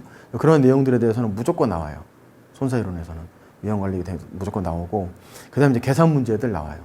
그리고 계약법이랑 좀 겹치는 부분이 많아요. 손사이론이. 어쩔 수가 없어요. 그거는. 계약법이랑 손사이론 안 겹칠 수가 없거든요. 그래서 계약법 하나 잡아주시면 손사이론 30%는 먹고 들어가는 거예요. 먹고 들어가요. 그래서 손사이론 같은 경우에는 계약법과 중복되는 부분이 많고 2014년부터 1차 과목으로 했기 때문에 기출문제만 풀고 100% 완료됐다고 보시기에는 좀 리스크가 있어요. 통계량이 적으니까 14, 15, 16, 17, 18, 19, 6년치밖에 없잖아요. 그래서 이거는 학원 강의를 들으시는 게 좋을 겁니다. 뭐 좀 잘 아시는 대로 찾아가지고. 그 다음에 이론과 문제풀이가 체계적으로 진행돼야 되기 때문에 얘는 보험기업법만큼은 아니더라도 한 4개월 정도는 공부할 시간을 할애하셔야 돼요. 뭐 공부만 하는 게 아니라 일하시면서 공부한다고 했을 때 하루에 한 2시간 정도는 4개월 보셔야 돼요. 근데 계약법은 최소 6개월 정도 보셔야 돼요. 최소 6개월. 일단 읽어야 되니까 계속 읽어야 되니까. 그래서 그렇게 적용하셔야 되고요. 공부 보면 이제 위험 관리가 대부분이고 계산 문제, 그 다음에 뭐 내용 나와 있는 거. 계산 문제 같은 경우는 이런 식으로 나옵니다. 그래서 재보험 같은 경우에는 초과 손실 재보험 특약의 계약 내용이다 해가지고 원보험자의 위험단 손실 보유액이 200만 원. 이건 뭐, 원보험자는 뭐냐면 내가 나한테 이분이 저한테 보험 가입하시다 왔는데 이분의 손해액이 보니까 물건을 맡기는 손해액이 1,000억이에요, 1,000억. 근데 우리 회사 재산을 다 털어도 600억밖에 안 돼. 업을 수가 없잖아요. 그러면은 또 놓칠 수도 없잖아요. 보험료가 얼마인데. 사고 안 나면 보험료 다 내 건데. 그러잖아요. 그러면은 다른 놈한테 연락하는 거죠. 형님, 이거 우리 같이 인수합시다. 재보험 형태로. 그러면 이제 사실 공동보험 형태가 아니라 재보험 형태. 그러니까 공동보험은 같이 인수하는 거고 그러면 이분 입장에서는 같은 보험사가 되는 것이고 재보험은 계약은 저랑만 하는 거죠. 그러니까 다른 보험사는 저랑 계약하는 거고 계약이 2개가 되는 거죠. 이렇게. 그러면 이렇게 넣으면 제가 형님 인수해 주세요. 그러면 너 얼마? 그럼 형님이 500억 가져가시고 제가 500억 먹을게요. 그럼 이제 재보험회사에서 어쭈 이것 봐라 되겠죠. 위험도가 높다 그러면 나보고 500억 업으라고 싫어. 나 300억만 업을래. 네가 700억 업어. 싫음 말고 이렇게 이제 조건이 비율이 이제 막 변경되는 거죠. 이게 이제 체결된 게 재보험 계약인데 재보험 계약 같은 게 이제 형태가 여러 개 있는데 초과 손실 재보험 특약은 말 그대로 문구 그대로예요. 그냥 초과 손실액은 재보험회사에서 업겠다는 거거든요. 초과 손실액을. 그러면 원보험자가 지금 손실 보유액이 200만 원이고 특약 한도액이 1,000만 원이에요. 각 보험자의 책임액은 500만 원 손실됐으면요. 원보험자가 200만 원만 업기로 했잖아요. 손실액이 500이잖아요. 그럼 200만 원만 주는 거죠. 나머지 재보험자가 300만 원은 재보험자가 없는 거예요. 초과 손실액만. 근데 만약 1,500만 원 됐어요. 1,500만 원이면 원보험자가 200 업었죠. 그럼 1,300 남았죠. 그런데 재보험자가 1,000만 원만 책임지기로 했잖아요. 1,000만 원 업었죠. 300만 원 남았죠. 그럼 300만 원 어떻게 됩니까? 아까 말씀드렸죠? 공동보험이나 제가 맺고 제가 재보험 계약만 맺은 거잖아요. 이분은 저한테 1,500만 원, 1,500만 원 다 엎어놓은 거잖아요. 엎어놓은 건 뭐죠? 저는 200 줬다가 재보험 1,000만 원 주고 나머지 300만 원은 다시 또 제가 부담해야 되는 거죠. 원보험자가. 내가 1,500만 원 인수하기로 한 거니까. 그러면은 결국 원보험자 200, 재보험자 1,000, 원보험자 300, 500, 1,000 이렇게 되는 거죠. 이런 식으로 이제 계산 문제가 나오는 거예요. 객관식으로 나오는 겁니다. 그래서 이런 것들 보고 이제 하는 건데 뭐 이런 것들도 이제 뭐 손실액이 1,000만 원 발생했고 뭐 나왔을 때 어떻게 이거는 이번에 손해상에서 2차 시험에서도 한번 나왔었어요. 그러니까 손사이론 문제가 2차에서도 활용이 되거든요. 그러니까 여러분들 많이 가입하신 실손보험 있잖아요. 지금 하나씩밖에 없지만 그 중복되는 경우가 있어요. 단체 보험이 있으면서 이제 개인 보험이 있을 경우에 그때는 중복이 좀 돼요. 실손에 있어서는 그러면 예를 들어서 내가 1,000만 원 발생했다. 둘 다 표준형이어가지고 80%만 주니까 800만 원만 주는 거다. 그럼 내 보험에서 800, 단체 보험 800 이렇게 못 받잖아요. 그러면 이제 이 800만 원을 기준으로 나눠서 주는 거거든요. 그러면 800만 원 기준으로 800만 원 책임액, 800만 원 책임액이니까 합치면 1600이죠. 1600번에 얘가 800만 원 부담하는 거니까 2분의 1씩 부담하게 되는 거죠. 근데 이제 이게 달라지는 경우는 분담액이 달라질 때 얘는 표준형, 얘는 선택형, 얘는 800, 900 이래버리면은 800에다가 900 더하고 내 손실에 800 이런 식으로 이제 계산되는 게 독립책임의 비례분담 방식인데 그런 걸 얘기하는 겁니다. 그래서 이 판서가 안 되니까 그런데 되게 간단해요, 사실은. 간단한 문제인데 이런 계산 문제들이 나와요. 이런 것도 잘 나와요. 겨울 가뭄으로 산림이 건조한 상태에서 이건 기출문제인데 등산객의 부주의로 화재가 발생해서 수십 년 된 소나무 수백 그루가 소실된 경우 위태, 손인, 손해 등 위험 관련 용어와 짝지은 것 중 틀린 것은 위태는 제가 이제 수업 때 말씀드렸는데 도덕적 위태, 방관적 위태, 물리적 위태 말씀드렸잖아요. 손인은 손해의 원인을 얘기하는 것이고 손해는 사고가 발생해가지고 내 눈에 피눈물 나는 거, 직업이 비어지는 거, 그게 손해죠, 손해. 그러면 겨울 가뭄으로 산림이 건조하게 됐다. 이거는 실체적 위태죠. 실제로 나무들이 다 타가지고 눈에 보이는 위태가 발견한 거니까. 등산객의 부주의는 도덕적 위태가 아니라 얘는 방관적 위태죠. 도덕적 위태는 제가 말씀드린 게 도덕적 위태는 보험사고 치려고 작정하고 들어온 겁니다. 도덕적 위험, 보험 사기 이런 거거든요. 그럼 얘는 부주의는 방관적 위험이에요. 아, 나 화재보험 가입했으니까 오늘부터 스프링클러 다 치워버리고 소화기 다 치워버리고 우리 집안에 따뜻하게 드럼통에다가 불 이렇게 붙여가 이렇게 하자. 그럼 화재를 내고자 하는 생각 고의는 없었지만은 보험에 가입한 결과 마음이 풀어졌죠. 이게 방관적 위태죠. 이런 것들이 이제 부주의 이런 것들이 이런 2번이 틀린 거죠. 화재가 발생하면 이게 손해의 원인이죠. 화재 때문에 손해가 발생했으니까 손실의 원인이 되는 것이고 수십 년 된 소나무 수백 그루 소실된 건 손해가 되는 거죠. 이런 식으로 이제 구분이 돼가지고 물어보는 겁니다. 이런 것들을. 이런 거 또 나왔었어요. 옴프페인 도로에서 운전자의 부주의로 충돌사고가 발생해서 자동차가 심하게 부서진 경우 손인에 해당하는 것은 아까 말씀드린 손해의 원인. 손해의 원인은 뭡니까? 자, 부주의로 충돌사고가 발생했는데 심하게 부서졌어요. 손인에 해당하는 것은 손해의 원인은 충돌사고 발생이죠. 왜냐하면 그 배경은 옴프페인 도로지만은 충돌이 됨으로써 손해가 발생한 거니까 손해의 원인 충돌사고가 되는 거예요. 이런 식으로 구분하는 겁니다. 그래서 이제 뭐 이렇게 해가지고 손사 이론 제가 했는데 저는 사실 여러분 저는 손사 업무를 제가 처음에 시작했던 게 그 선배의 말 듣고 멋있다는 생각도 있었지만은 사실 이것도 있었어요. 지금 현재 저는 그 학교 쪽에서 근무하는 게 정말 좋아 보였거든요. 교수님들이 여유가 있어 보이고. 그래서 저도 그쪽으로 좀 했으면 좋겠다. 물론 어렸을 때 공부는 안 했지만 했으면 좋겠다고 생각했는데 제가 몸담고 있던 법대 쪽에서는 적어도 학교에 자리 잡으려면은요 외국에 막 독일에 갔다 와야 돼요. 독일이 법률을 유명하니까 미국이나 갔다 와가지고 외국 학위가 있어야 돼요. 근데 저는 외국어도 못하고 그렇게 할 수가 없었거든요. 근데 손사는 딱 듣는 순간 이쪽은 지금 보험 쪽은 대학에서도 과가 생긴 지가 얼마 안 됐어요. 얼마 안 됐고 지금 현재 이 그 과에서 가르치시는 분들도 정통 보험 전공한 교수님들이 지금 이제 극히 일부분 있고 대부분 경제학이라든가 경영학 외국에서 학위 받고 오신 분들이 많았었어요. 그럼 제가 비집고 들어갈 팀이 여기가 좀 크겠다는 생각이 들었었어요. 올해 실무 경력 쌓고 이렇게 하면은. 그래서 사실 뛰어든 것도 있어요. 그래가지고 이제 서서히 이제 지금 이제 진행을 하고 있고 이제 올해는 이제 국민대는 박사 하고 있고 박사 이제 논문 기간이에요. 이제 논문 통과되면 이제 학위는 끝이죠. 그리고 제가 중부대학교에서 이제 보건학 박사를 시작했어요. 왜냐면 또 요즘에 또 박사학위 받은 사람들이 꽤 계시기 때문에 손사 쪽은 신체 손사 쪽은 보건학 쪽도 있으면 좋거든요. 그래서 현재 지금 보건학 쪽에 지금 그 법령 개정되면서 교수를 좀 많이 뽑아야 되는 상황이에요.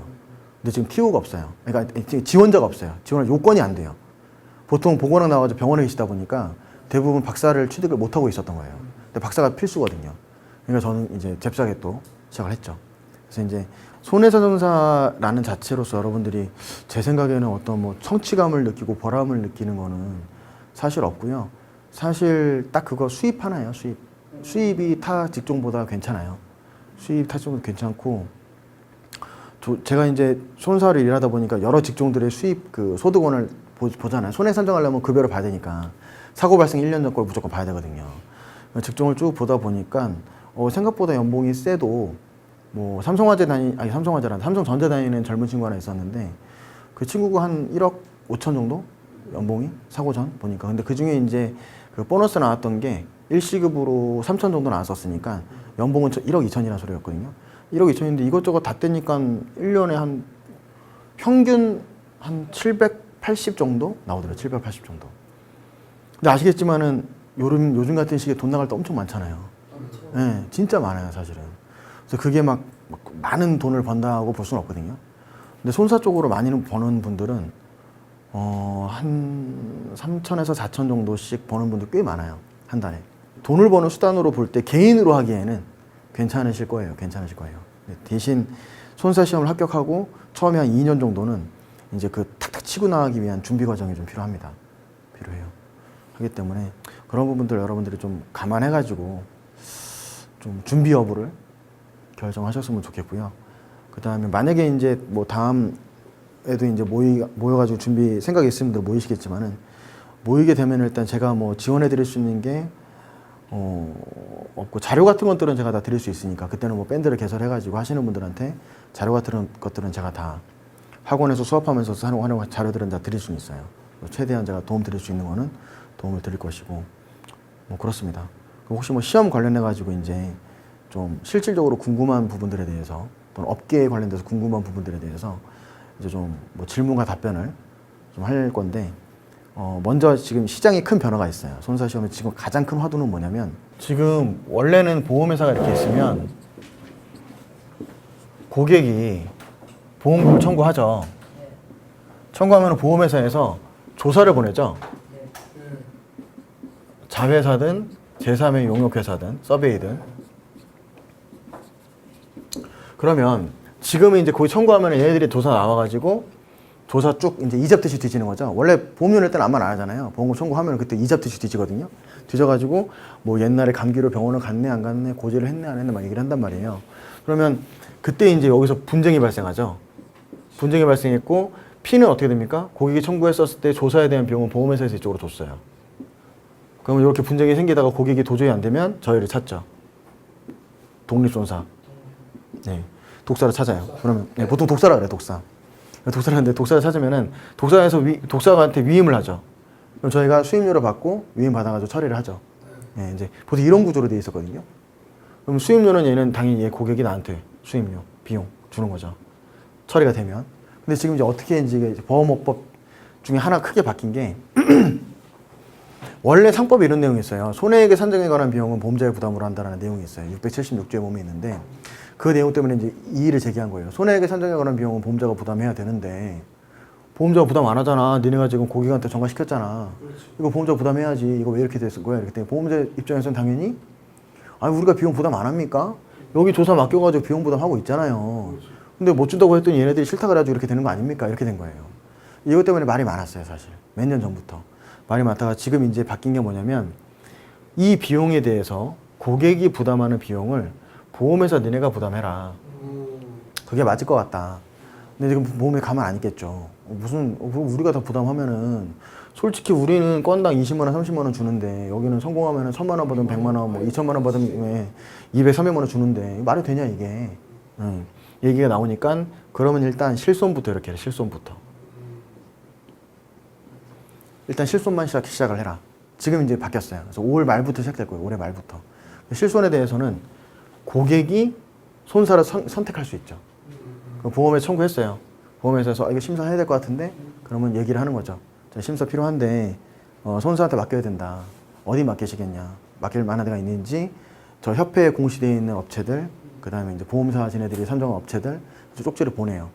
보내면 보고 고객이 선택하는 거예요. 난 여기 선택하겠다. 여기서 그럼 당연히 그럼 독사를 선택을 하려고 하겠죠. 선택을 하면은 여기서 조사를 하고 조사한 데에 대해서 보고서를 보험사로 보내죠. 그 보험사는 그 보고서 내용을 인용해가지고 뭐 이의가 있으면 다시 또 절차를 밟을 것이고 어쨌든 그 비용은 보험사에서 얘네한테 주게 돼 있어요 이제. 자 그럼 비용이 사실 이게 지금 그 뭐 이렇게 제도가 바뀐 것 자체는 뭐 어떻게 보면 좀 고무적이라 볼 수 있는데요. 아직까지는 현실적인 한계가 있어요. 보통 우리 독사들이 이 고객한테 하는 거는 실손은 잘 안 건듭니다 사실. 예, 금액이 작아요. 그러니까 솔직히 뭐 저희 말로 차비도 안 나온다고 하죠.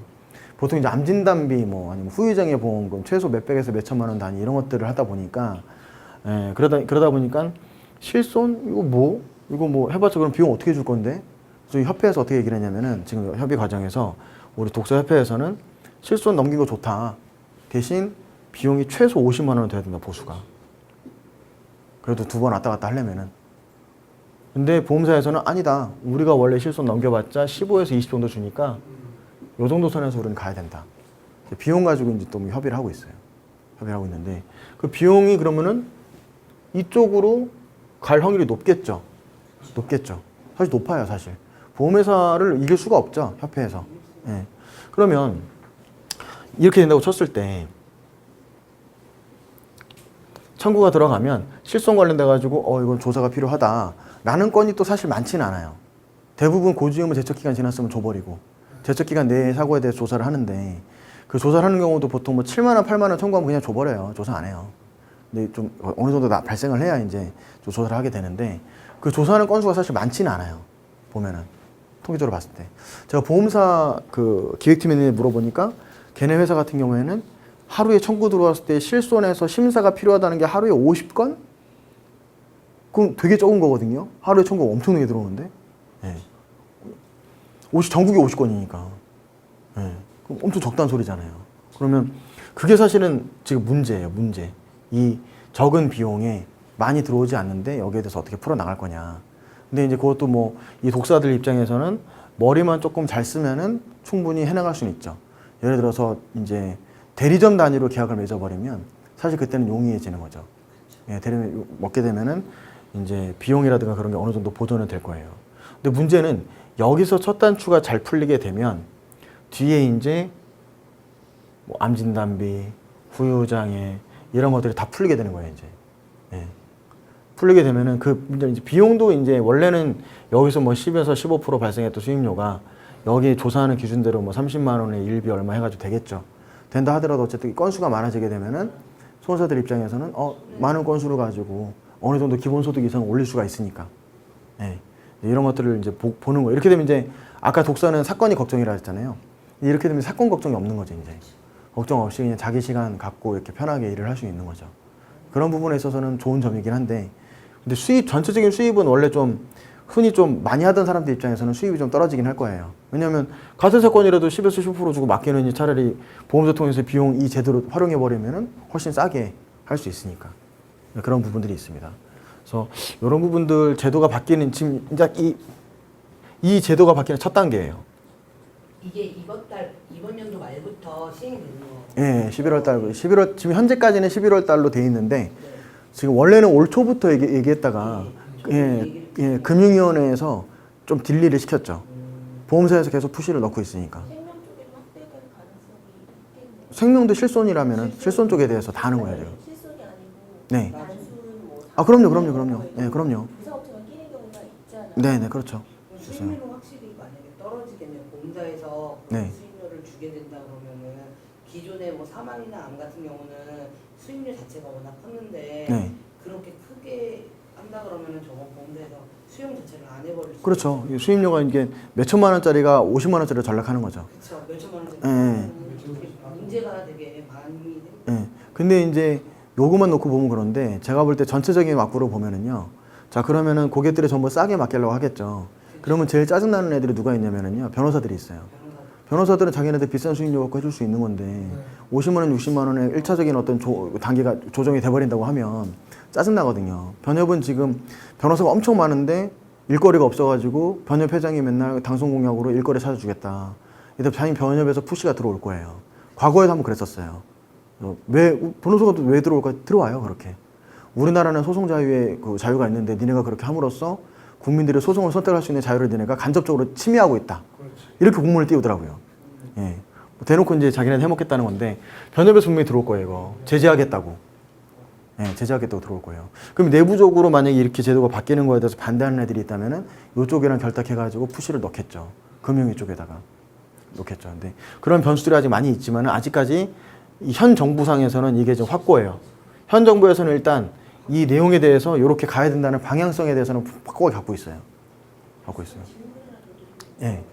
그 독사 쪽에 의뢰한 비용을 보험사에 부담을 한다지만 그 결과물에 대해서 보험사가 수용을 못한다라고 하면 네. 보험사가 자기네와 뭐 계약이 되어 있는 위스탁 계약이 되어 있는 업체를 통해서 다시 재조사 의뢰를 할 수도 있는 거잖아요. 할 수 있어요. 그거를 가지고 네.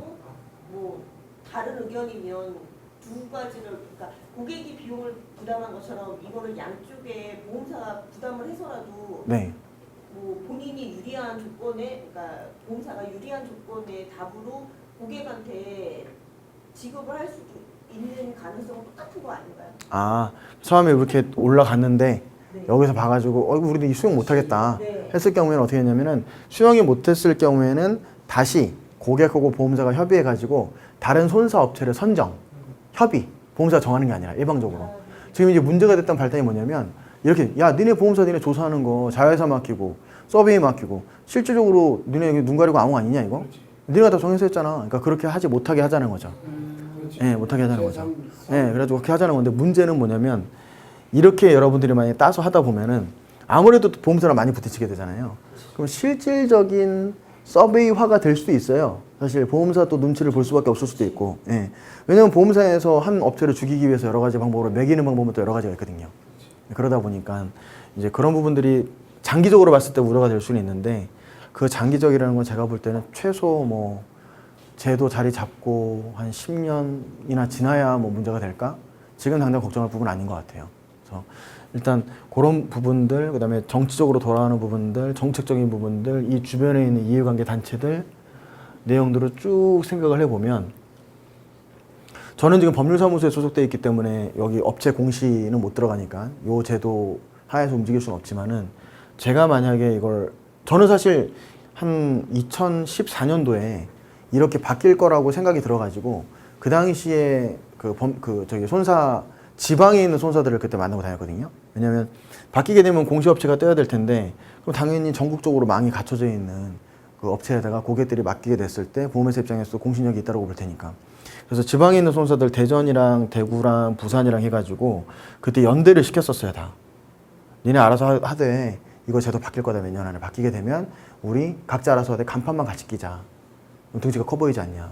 그래가지고 그거를 이렇게 만들고 있었었는데 제가 그러다 법률사무소 가게 됐던 이유는 그 당시에 또 변호사 협회에서 합의 절충 때문에 그때 그 조사가 들어왔었어요. 저 말고 손사 그 업체들 상대로 옆에서 보니까 살벌하게 터지더라고요.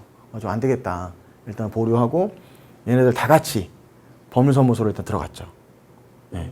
들어갔다가 지금 이제 하다 보니까 이제 또 얘는 여기 또 수입이 괜찮네. 여기 있지 뭐 이렇게 되다 보니까 또 깨진 거예요, 또 얘가. 가지고 어쨌든 만약에 여러분들 하신다면은 일단 자격증을 취득한 다음에는 대리점 단위로 하고 그다음에 마음에 맞는 사람 연대해가지고 하면 제가 볼 때 충분히 괜찮으실 거예요 앞으로. 예. 가만히 있어도 예, 돌아가는. 그래서 어쨌든 이게 굉장히 큰 이슈입니다 지금. 예. 큰 이슈예요. 큰 이슈라는 거. 혹시 또 업계 관련돼서 궁금한 점 있으시면은 답변 드리겠습니다. 저도 독사랑 네. 같이 조인을 해서 영업을 하거든요. 네네. 근데 보통 독사들이 네. 이제 병원들이랑 이렇게 대우를 냈던가 뭔가를 얘기를 해가지고 네. 사실상 뭐 추간판매 주식 같은 경우를 그냥 만들어낼 수 있고 하는 경우들이 많잖아요. 네네. 그래서 그걸로 수익료를 많이 받고 하는데 네. 저게 보험회사에 실행이 된다고 하면은 네. 그럼 보험회사가 무지하게 손해볼 것 같아서 안 된다고 하는 생각이 많이 들 것 같거든요. 근데 아, 네. 저같이 하는 제가 저랑 같이 일하는 손해사정사처럼 하는 손해사정인들이 많이 있나요? 추타를 만들어내서 하는 사람들이 있죠. 네. 저희는 양식장이라 그러는데 걔네들 보고 추타를 양식해서 하죠 보면은. 근데 첫 번째로는 그렇게 하는 업체들이 몇 군데 있는데 어차피 소문이 나 있기 때문에 올해는 못 가요. 올해는 못 가고 추탈은 지금 이제 보험사에서 뭐 2% 3% 이렇게 뭐 많이 주면 5%까지 잘 안 주는 건 아니에요.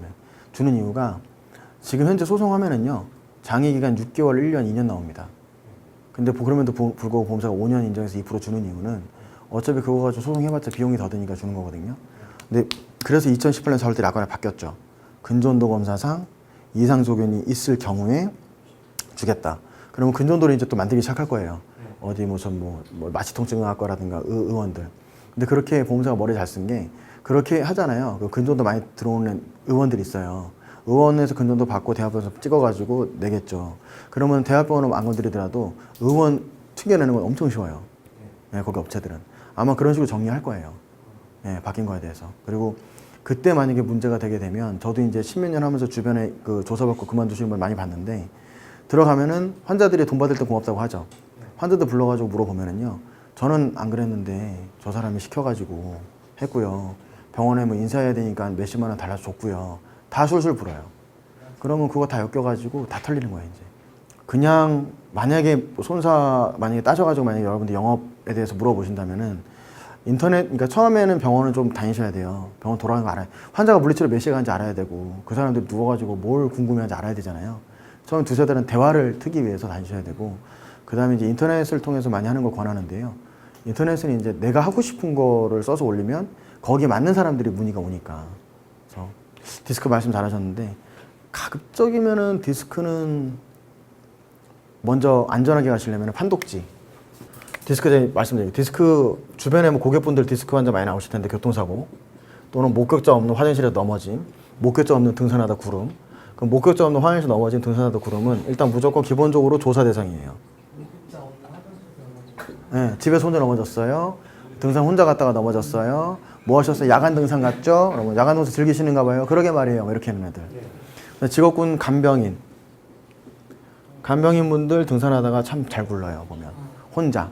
또 혼자 가세요 항상. 그래서 갑자기 주저앉았다 뭐 되게 많아요. 근데 이제 사실을 말씀드리면은요, 이분들 같은 경우는 집중 조사 대상이고 만약에 이제 청구 자주 들어가면은 나중에 좀 곤란을 해줄 수 있어요. 근데 사실 보험회사에서 보험 사기로 진정을 넣는 건 사실 굉장히 절차가 까다롭고 복잡하기 때문에 그렇게 잘 안 해요. 안 하는데 여기에 대해서 어쨌든 집중 관리가 된다는 거는 그때 일 맡아서 해줬던 손사들에 대한 기록을 전산에다 남겨놓기 때문에 그런 부분들이 나중에 정말 필요할 때 곤란해질 수 있어요. 그래서 여러분들 디스크에 대해서는 이렇게 기준을 잡으시면 돼요. 고객분들이 디스크 나왔다. 그럼 디스크는 첫 주체에 이게 디스크가 이렇게 있으면 디스크가 여기 이렇게 있잖아요. 연골이 있으면 얘가 터져가지고 뒤에 척수신경 들어가는 거 누르는 거거든요. 그러면 척수신경이 이게 뭐냐면 전기잖아요. 전기 쏴주는 건데 막혀버리면 위에는 220V 밑에는 110V가 되는 거니까 밑에 전류가 약하게 흐르는 곳은 저림증이 생기게 됩니다. 방사통이라고 그러는데 그러면 이 디스크 같은 경우는 이제 옆에서도 보고 위에서도 이렇게 봐요. 봐가지고 이렇게 터져 나오면 척수 누르는 거 보죠. 이렇게. 자, 그러면 디스크는 무조건 여러분 MRI 보셔야 되고요. 네. CT는 좀 흐리게 나와요. CT는 나오긴 나오는데. 두 번째는 무조건 판독지 봐요. 판독지. 다른 용어 보실 거 없어요. 보실 거 없이 판독지 무조건 봐가지고요. 의사가 뭐 M 코드로 줬든 S 코드로 줬든 신경 쓸 필요 없습니다. 판독지에서 봤을 때 벌징이라는 단계가 있고요. 그 다음에 이제 디제너레이티브라는 용어가 있습니다. 요거는 퇴행성이라는 퇴행성. 디제너레이티브라고 있는데 요 단어는 판독지 웬만한 데 다 들어가 있으니까 이거는 노네로 할게요. 일단 노네로 할게요. 벌징이 있고요. 프로트루전이라고 있어요. 프로트루전. 익스트루전이 있고 그 다음에 럽처가 있고 HMP가 있고 HIVD가 있어요. 네. 대부분 요 용어 안에서 끝나요. 디스크는. 그러면 그러니까 여러분들 구분할 수 있는 거 알려드릴게요. 자, 먼저 의학적으로요. 이 디스크 뭐 3개월 지나면 색깔이 까매지는 얘기 막 들으셨을 텐데 이제 그거보다도 더 정확하게 퇴행성인 거 알 수 있는 여부는요. 이게 한 번에 빡 터져 나가잖아요. 악화되어 있는 상태든 뭐든 간에 한 번에 빡 터져 나가면은요. 터져 나가면 얘가 물이 빠져나가잖아요. 그러면 여기 물주머니가 있었는데 물이 빠져나가니까 얘가 주저앉겠죠. 근데 한 번에 빡 터져 나간다고 해서 얘가 팍 주저앉진 않아요. 유지가 돼 있어요. 간극이 유지가 돼 있어요. 그럼 사고 때문에 터졌다. 간극이 일정하다. 그러면은 얘는 사고 때문에 터진 게 맞겠다. 네, 이해될 수 있어요. 근데 만약에 터지긴 터졌는데 뼈가 이렇게 내 주저앉다시피 하고 있어요. 걔는 물이 천천히 빠지면 천천히 주저앉은 거예요. 그럼 얘는 퇴행성이 심했다라는 거죠. 심했다고 보는 거예요. 그걸 보고 판단을 하는 게 제일 정확해요. 색깔은 솔직히 디스크 안 터져도 저도 지금 찍으면 검은티티가 나올 수 있어요. 왜냐면 안에서 물이 점점 빠지게 되면 색깔이 변하니까. 그래서 그게 더 사실은 정확해요. 그리고 두 번째로는 퇴행성이 정말 심하면 얘가 붓는 과정에서 그대로 앉는 게 아니고요.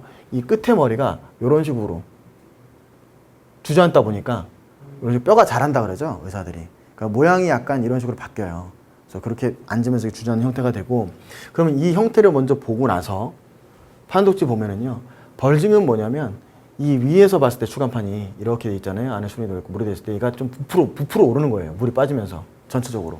이건 퇴행성이에요, 퇴행성. 붙는 거. 사고 빵 터져가지고 붙진 않아요. 붙진 않아요. 근데 서울대 교수가 쓴 논문에서 뭐라고 되어 있냐면은 벌징에 대해서 벌징 디스크가 나왔다 하더라도 어쨌든 교통사고 이후에 통증을 발견하게 됐다면 통증에 대한 기여도는 인정하는 게 맞다. 그래서 그 기여도는 통상 15에서 20 정도로 보는 게 맞다고 본다라는 논문이 있어요. 그게 80년대에 나왔어요, 80년대에. 그러다 보니까 지금은 의사들이 그 선생님이 돌아가신 지가 언젠데 이렇게 된 거예요. 그래서 벌징은 요즘에 안 봐요. 신체 감정해도 벌징 인정 안 돼요. 네. 네? 안 되는 거예요. 벌징은 퇴행성이에요, 퇴행성 그냥. 퇴행성으로 네. 그냥 가버리고. 네, 퇴행성으로 봐버리는 거예요. 거래사고에서 인정 자체가 네, 인정 안 해줘요. 거죠. 네, 안 준다고. 아, 민원 넣겠다고 난리치면 할 수 있겠네요. 민원 난리치면. 근데 그거는 손해배상 방법이 아니라 진상 방법이니까 논의로 하겠습니다. 네.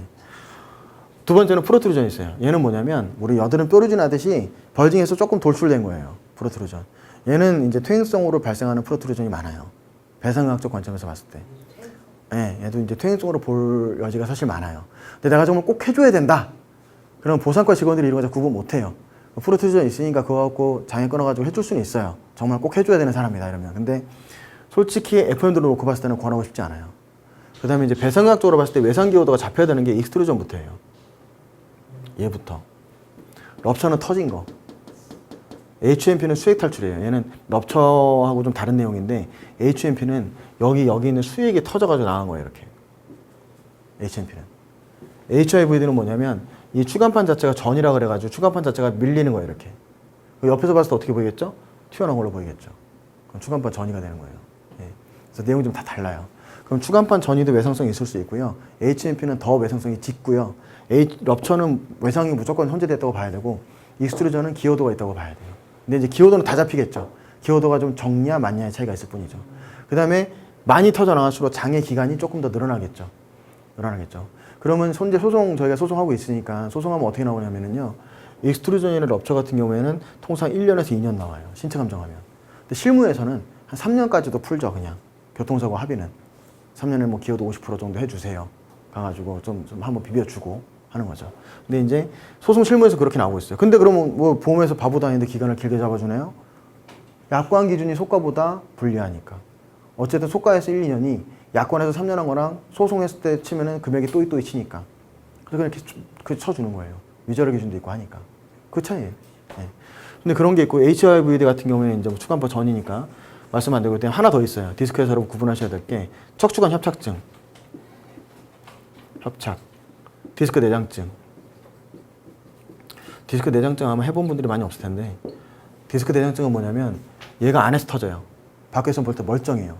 근데 통증 점수가 그러니까 VA에서 바스 점수로 따졌을 때 8점 이상이 나와요. 그러니까 8점이 뭐냐면 이렇게 의사가 이렇게 물어보거든요. 바스 점수 8점 이상이면은 산모가 애 낳았을 때 고통이거든요. 몇 점 정도 아프세요? 물어보면 8점이요. 이 정도 되면은 이제 근데 디스크는 멀쩡하다. 그럼 디스크 내장증을 의심해봐요. 그때는 이제 약물 투여해가지고 검사를 해보거든요. 그러면 겉에는 멀쩡한데 안에가 터진 거죠. 옛날에 용소야 만화보면 통백권이 있듯이 겉은 멀쩡한데 안에만 터진 거예요. 그러면 얘 무지하게 아파요. 디스크 내장증은 80에서 90%가 외상이에요. 외상. 예. 예, 근데 얘가 골 때리는 게 뭐냐면 맥브라이드 방식에서는 수액 탈출이 노동력 상실률이 있지 디스크 내장증에 대한 그때 당시 발견이 안 됐기 때문에 노동력 상실률 기준이 없어요. 그러니까 다친 건 알겠는데 장애를 뭘 중요할까 문제가 되는 거예요. 개인보험 약관에서도 추간판 탈출을 준다고 돼 있지 디스크 내장증 준다는 얘기 없어요. 그래서 개인보험 약관에서 받기 힘들어요. 예, 그것 때문에. 그런 게 있고 척추관 협착증이 있어요. 척추관 협착증은 이제 아까 추간판이 있으면 이렇게 횡돌기, 극돌기가 있고 안에 그러니까 척추가 지나는 구멍이 있잖아요. 위에 지나가잖아요. 그러면은 이 척추관, 이걸 척추관이라고 하는데 얘 자체가 인대가 있어요. 이렇게 황색인대라는 게 있어요. 황색인대가 비후돼요. 두꺼워지는 거죠, 인대가. 인대가 두꺼워지면은요, 안에 척추 있는 공간이 좁아지겠죠. 그럼 얘가 좁아지면서 저림증을 느끼게 되는 거예요. 그게 척추관 협착이에요. 그럼 한 번에 사고 빵 터져가지고 여러분 인대가 붓습니까? 안 보여요. 황색인대가 비후되는 것은 생활습관에 기인하거나 체질적 요인에 의해 가지고 인대가 부풀어 오르는 거거든요. 서서히 부풀어 올라요. 사고나 사망에 빵 부풀어 오르진 않아요. 척추관 협착증은 대부분 그냥 질병이에요. 질병. 그런 경우 외상으로 인해서 척추가 전이될 정도의 충격을 받았다면 척추관 협착증이 생길 수 있어요. 근데 그런 경우는 손에 꼽아요. 네. 손에 꼽고 제가 요추 6개 있는 분도 혹시 아세요? 요추 원래 5개예요. 요추 6개 있는 분이 있어요. 저도 이 일하면 2번 봤거든요. 제가 진짜 수많은 케이스들을 봤는데 요추가 6개인 사람 2명 있어요. 2명 있어요. 근데 척추관 협착증 외상으로 발생한 사람 한 번도 못 봤어요, 전. 심지어 전 외상으로 뇌경색이 발생한 경우도 봤어요. 외상으로 되게 뇌경색이 발생한 경우도 있어요. 있어요. 그게 이제 저도 그런 케이스를 책에서만 봤지. 예, 그래서 그 서울대병원에서 치료받아서 물어보니까 설명해 주더라고요. 예, 서울대병원에서 설명해 주니까 보험사에서 바로 굽히고 들어오더만요. 예, 있어요. 외상으로 뇌경색 발생하는 경우가. 아주 100에 하나도 안 되긴 하지만 있긴 있어요. 그렇게 수많은 경우로 봤는데 척추관 협착증은 제가 외상으로 못 봤다고요, 제가. 예, 못 봤어요. 없어요. 근데 대부분 그러잖아요. 사고 전에는 없었는데 사고 전에 아픈 거 몰랐던 거죠. 사고 이후에 아픈 걸 알게 된 거죠. 예, 근데 아픈 거에 대한 기여도를 잡겠다는 거는 사실 손사가 만약에 하겠다. 그럼 저는 개인적으로 그렇게 할 게 없나? 예, 정말 할 거 없어. 시간 많으면 해. 근데 권하고 싶진 않은데 저는 저희 팀원들한테 얘기를 하죠. 저희 팀원들도 손사를 취득을 했으니까 얘기를 하죠. 어쨌든 그래요. 근데 디스크는 어쨌든 판독지 봐가지고 여기부터는 여러분들이 그 치료병원 의사가 질병이다 뭐라고 얘기해 떠들어대든 말든 이 정도면은 제3의 대학병원에 가서 뭐 주변에 손사 있으면은 손사 통해서 하시든 뭐 주변 안 했을 때는 그렇게 해가지고 기호도 잡아가지고 하는 게 맞아요. 저도 최근에도 삼성전자 다녔던 분이 그분이 익스트루전 이거 나왔거든요. 나왔는데 또 얼마였지? 3년의 기호도 50 얘기했는데 금액이 3천 넘어가더라고요. 디스크인데. 그러니까 여기에 대한 타당하지 못하다는 얘기는 못하더라고요. 보험사에서도. 근데 전화 와서 이제 금액이 너무 크니까 조금만 깎아달라. 이런 이제 기준에서 접근을 하는 정도죠. 네, 그래서 일단 익스트루전 알고 그다음에 해도 보통 보험사들이 몰라요. 그러면 여기에 대한 내용하고 여기에 대한 터졌던 형태 어디가 어떻게 터져 있는지 동그라미 딱 쳐가지고 캡처 떠가지고 보내주면 설명을 해줘야 돼요. 그래야 수긍을 하고 이게 해결이 됩니다. 아시겠죠? 그래서 디스크 근데 뭐 양식을 해가지고 벌징 좀 나온 거 어떻게든 돈 먹여가지고 파열 만들면은 글쎄요. 제가 볼 땐 그렇게 해가지고 건물 세울 것 같으면은 빨리 하고 빠지시라고 말씀드리겠지만은 그거 아니면은 그렇게 해가지고 수임료도 제가 볼 때 최소 100 이상은 받을 텐데 받는 돈에 비해서 많은 돈을 받으면은 고객들도 분명히 나중에 어떤 문제가 생겼을 때 이실직고 다 합니다. 예, 열받기 때문에. 그래서 그런 부분들 감안하셔야 되고 만약에 설계하신 분들 많이 계시면 요즘엔 차라리 유암종이 예, 고객분들 유암종이 좀 유암종 일반암 진단비 옛날에 소외감 받았던 거 다시 끄집어내가지고 하는 거 요즘에 좀 많이 하거든요. 그러니까 옛날에 소외감 받았던 거 6년 전 것도 최근에 했었고 7년 전 것도 했었는데 보험사에서 줘요. 삼성생명병원 다 주고 있어요. 유암종이요? 네, 직장 유암종. 우리 내시경 하면 용종 많이 나오잖아요. 용종 중에서 유암종이라 그래가지고요. 그게 이제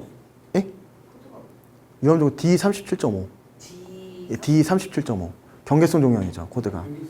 네, 코드인데 그거 이제 지금 형탁적 분류로 따지면 걔가 ICD 기준으로 봤을 때 형탁적 분류 우리나라는 그것만 보니까 그거 기준으로 봤을 때 슬러시 3 악성이에요. 악성.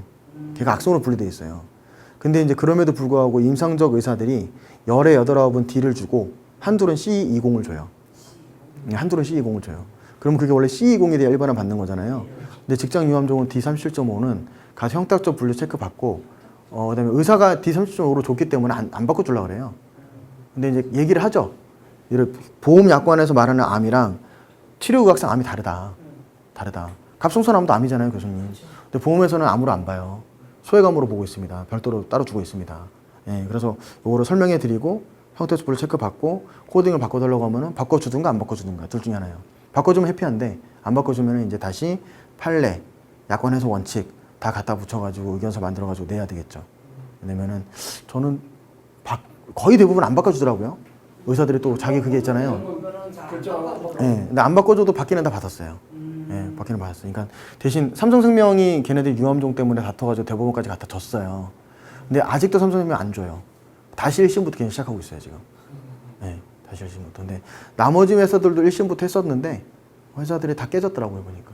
그래서 웬만하면은 줘요. 근데 1cm 미만이면 또 시비거리가 좀 붙을만 한데 그래서 뭐 보셔가지고 여러분들이 뭐 궁금한 점 있으면은 뭐 저한테 나중에 뭐 이렇게 물어보시든가 하시고 예. 그런 게 있어요, 몇 가지 꼭지가. 그래서 손사 시험에 대한 부분들은 이건 이제 여러분들이 실무를 하게 되면 이제 아셔야 될 내용이라서 잠깐 말씀드렸는데 제 블로그에다가 정보성을 가끔씩 올리는데 제 블로그가 이게 사이트 등록이 된 것도 있고 안 된 것도 있어가지고 3개 있거든요. 근데 그냥 네이버에서 손해산사 임수 검색하시면은요 아마 제 블로그가 뜰 거예요, 몇 개가. 세 개 있어요, 세 개. 유튜브 채널 보상마스터인데 거기서도 이제 처리됐던 예, 유튜브 채널 보상마스터인데 이제 처리됐던 거에 대해서 이제 한 번씩 정리해가지고 이제 녹음해가지고 올리고 있어요. 컴퓨터 화면 캡처해가지고 서로 올리고 이렇게 보여드리고 있으니까 뭐 하다가 뭐 그런 꼭지 주제 관련해서 궁금한 거 있으면은 보시고 하셔도 되고요. 예. 근데 손사 시험 이제 말 나온 김에 손사 시험 붙고 나서 이제 손사 따신 분들 많이 있는데 솔직하게 말씀드리면은 돈을 버는 수단인 거는 충분히 이해하겠지만 너무 무리하게 하는 경우 있어요. 뭐 양식장을 차린다든가 아주 무리하게 하시는 경우는 있는데 그거 나중에 진짜 문제돼요. 어떤 분들은 손사 따자마자 사무실 일산에 있는 모 사무실이었는데 여기다 동사무소장애 전문이라고 써붙인 분을 제가 봤어요. 동사무소장애. 우리 국가장애 있잖아요. 국가장애 저희 손 못 대거든요. 예, 근데 그걸 갖다가 할 수 있는 줄 알고 버젓이 써붙인 분도 봤어요, 제가. 그러니까 정확하게 할 수 있는 권한, 그리고 손사니까 보험사 전화해가지고 왜 돈 안 주냐, 3,000원 줘야지 이렇게 얘기하는 거 지금 아직까지 합의절충으로 이거 걸면 다 걸려요. 근데 그걸 모르고 이제 무식하면 용감하다고 배짱 튕기는 분들이 있는데 그러다 한번 제대로 용코로 걸리면 그래서 저는 이제 보험사 쪽 이제 형님들 이제 좀 친한 형들이 몇 분 있어요. 저도 사람 많이 만난 편 아니어가지고 딱 그 KB랑 삼성 딱 한 분씩만 있는데 한 번씩 저한테 전화해서 물어봐요. 너 어디 법인 아냐? 그러면은 꼭 들어는 봤어요. 왜? 그랬더니 거기서 이제 어떤 식으로 청구가 들어오고 어떤 식으로 겁박해가지고 돈 더 달라고 쪼르고 그러면 이제 센터에서 이제 움직임들이 있어요. 얘네 죽이자. 그 움직임들이 있어요. 그러면은 저한테 물어보죠. 어떤 식으로 해야지 효율적으로 이제 할 수 있는지. 근데 들어보고 이제 질이 너무 안 좋다 싶으면 그런 분들은 빨리 퇴출이 되는 게 사실은 맞는 거거든요. 예. 그런 분 한번 터지잖아요? 뉴스에 이렇게 나오죠. 디스크 없는 병명을 만들어서 보험 사기를 낸 손해사용사. 그럼 손사 전체가 이제 다 그런 이미지를 프레임에 들어가는 거예요. 그래서 고객분들도 진상분들이 있는 거 알고 충분히 여러분들 저도 대리점에서 사건 봐서 하니까 알아요. 사실 저희도 고객들이 진상이 있잖아요. 언상도 있죠. 전화만 받아도 알 수 있는. 여보세요 들으면 아 언상 아씨 뭐 언상들이 있잖아요. 근데 그런 진상인 언상들은 뺄 건 빼고 정말 정상적으로 어떤 소통이 되는 도와드려야 될 고객분들을 도와드리는 게 맞는 것 같아요. 그래서 그렇게 해야 되는 거. 그분들이 도와드린다고 해서 여러분들 상품 또 가입합니까? 엄청 따진 다음에 또 간 보고 딴 데 가든가 이렇게 하죠. 네. 네, 그래서 좀 여러분들 건전한 어떤 건전한 보험 시장에 우리가 이바지해야 되지 않을까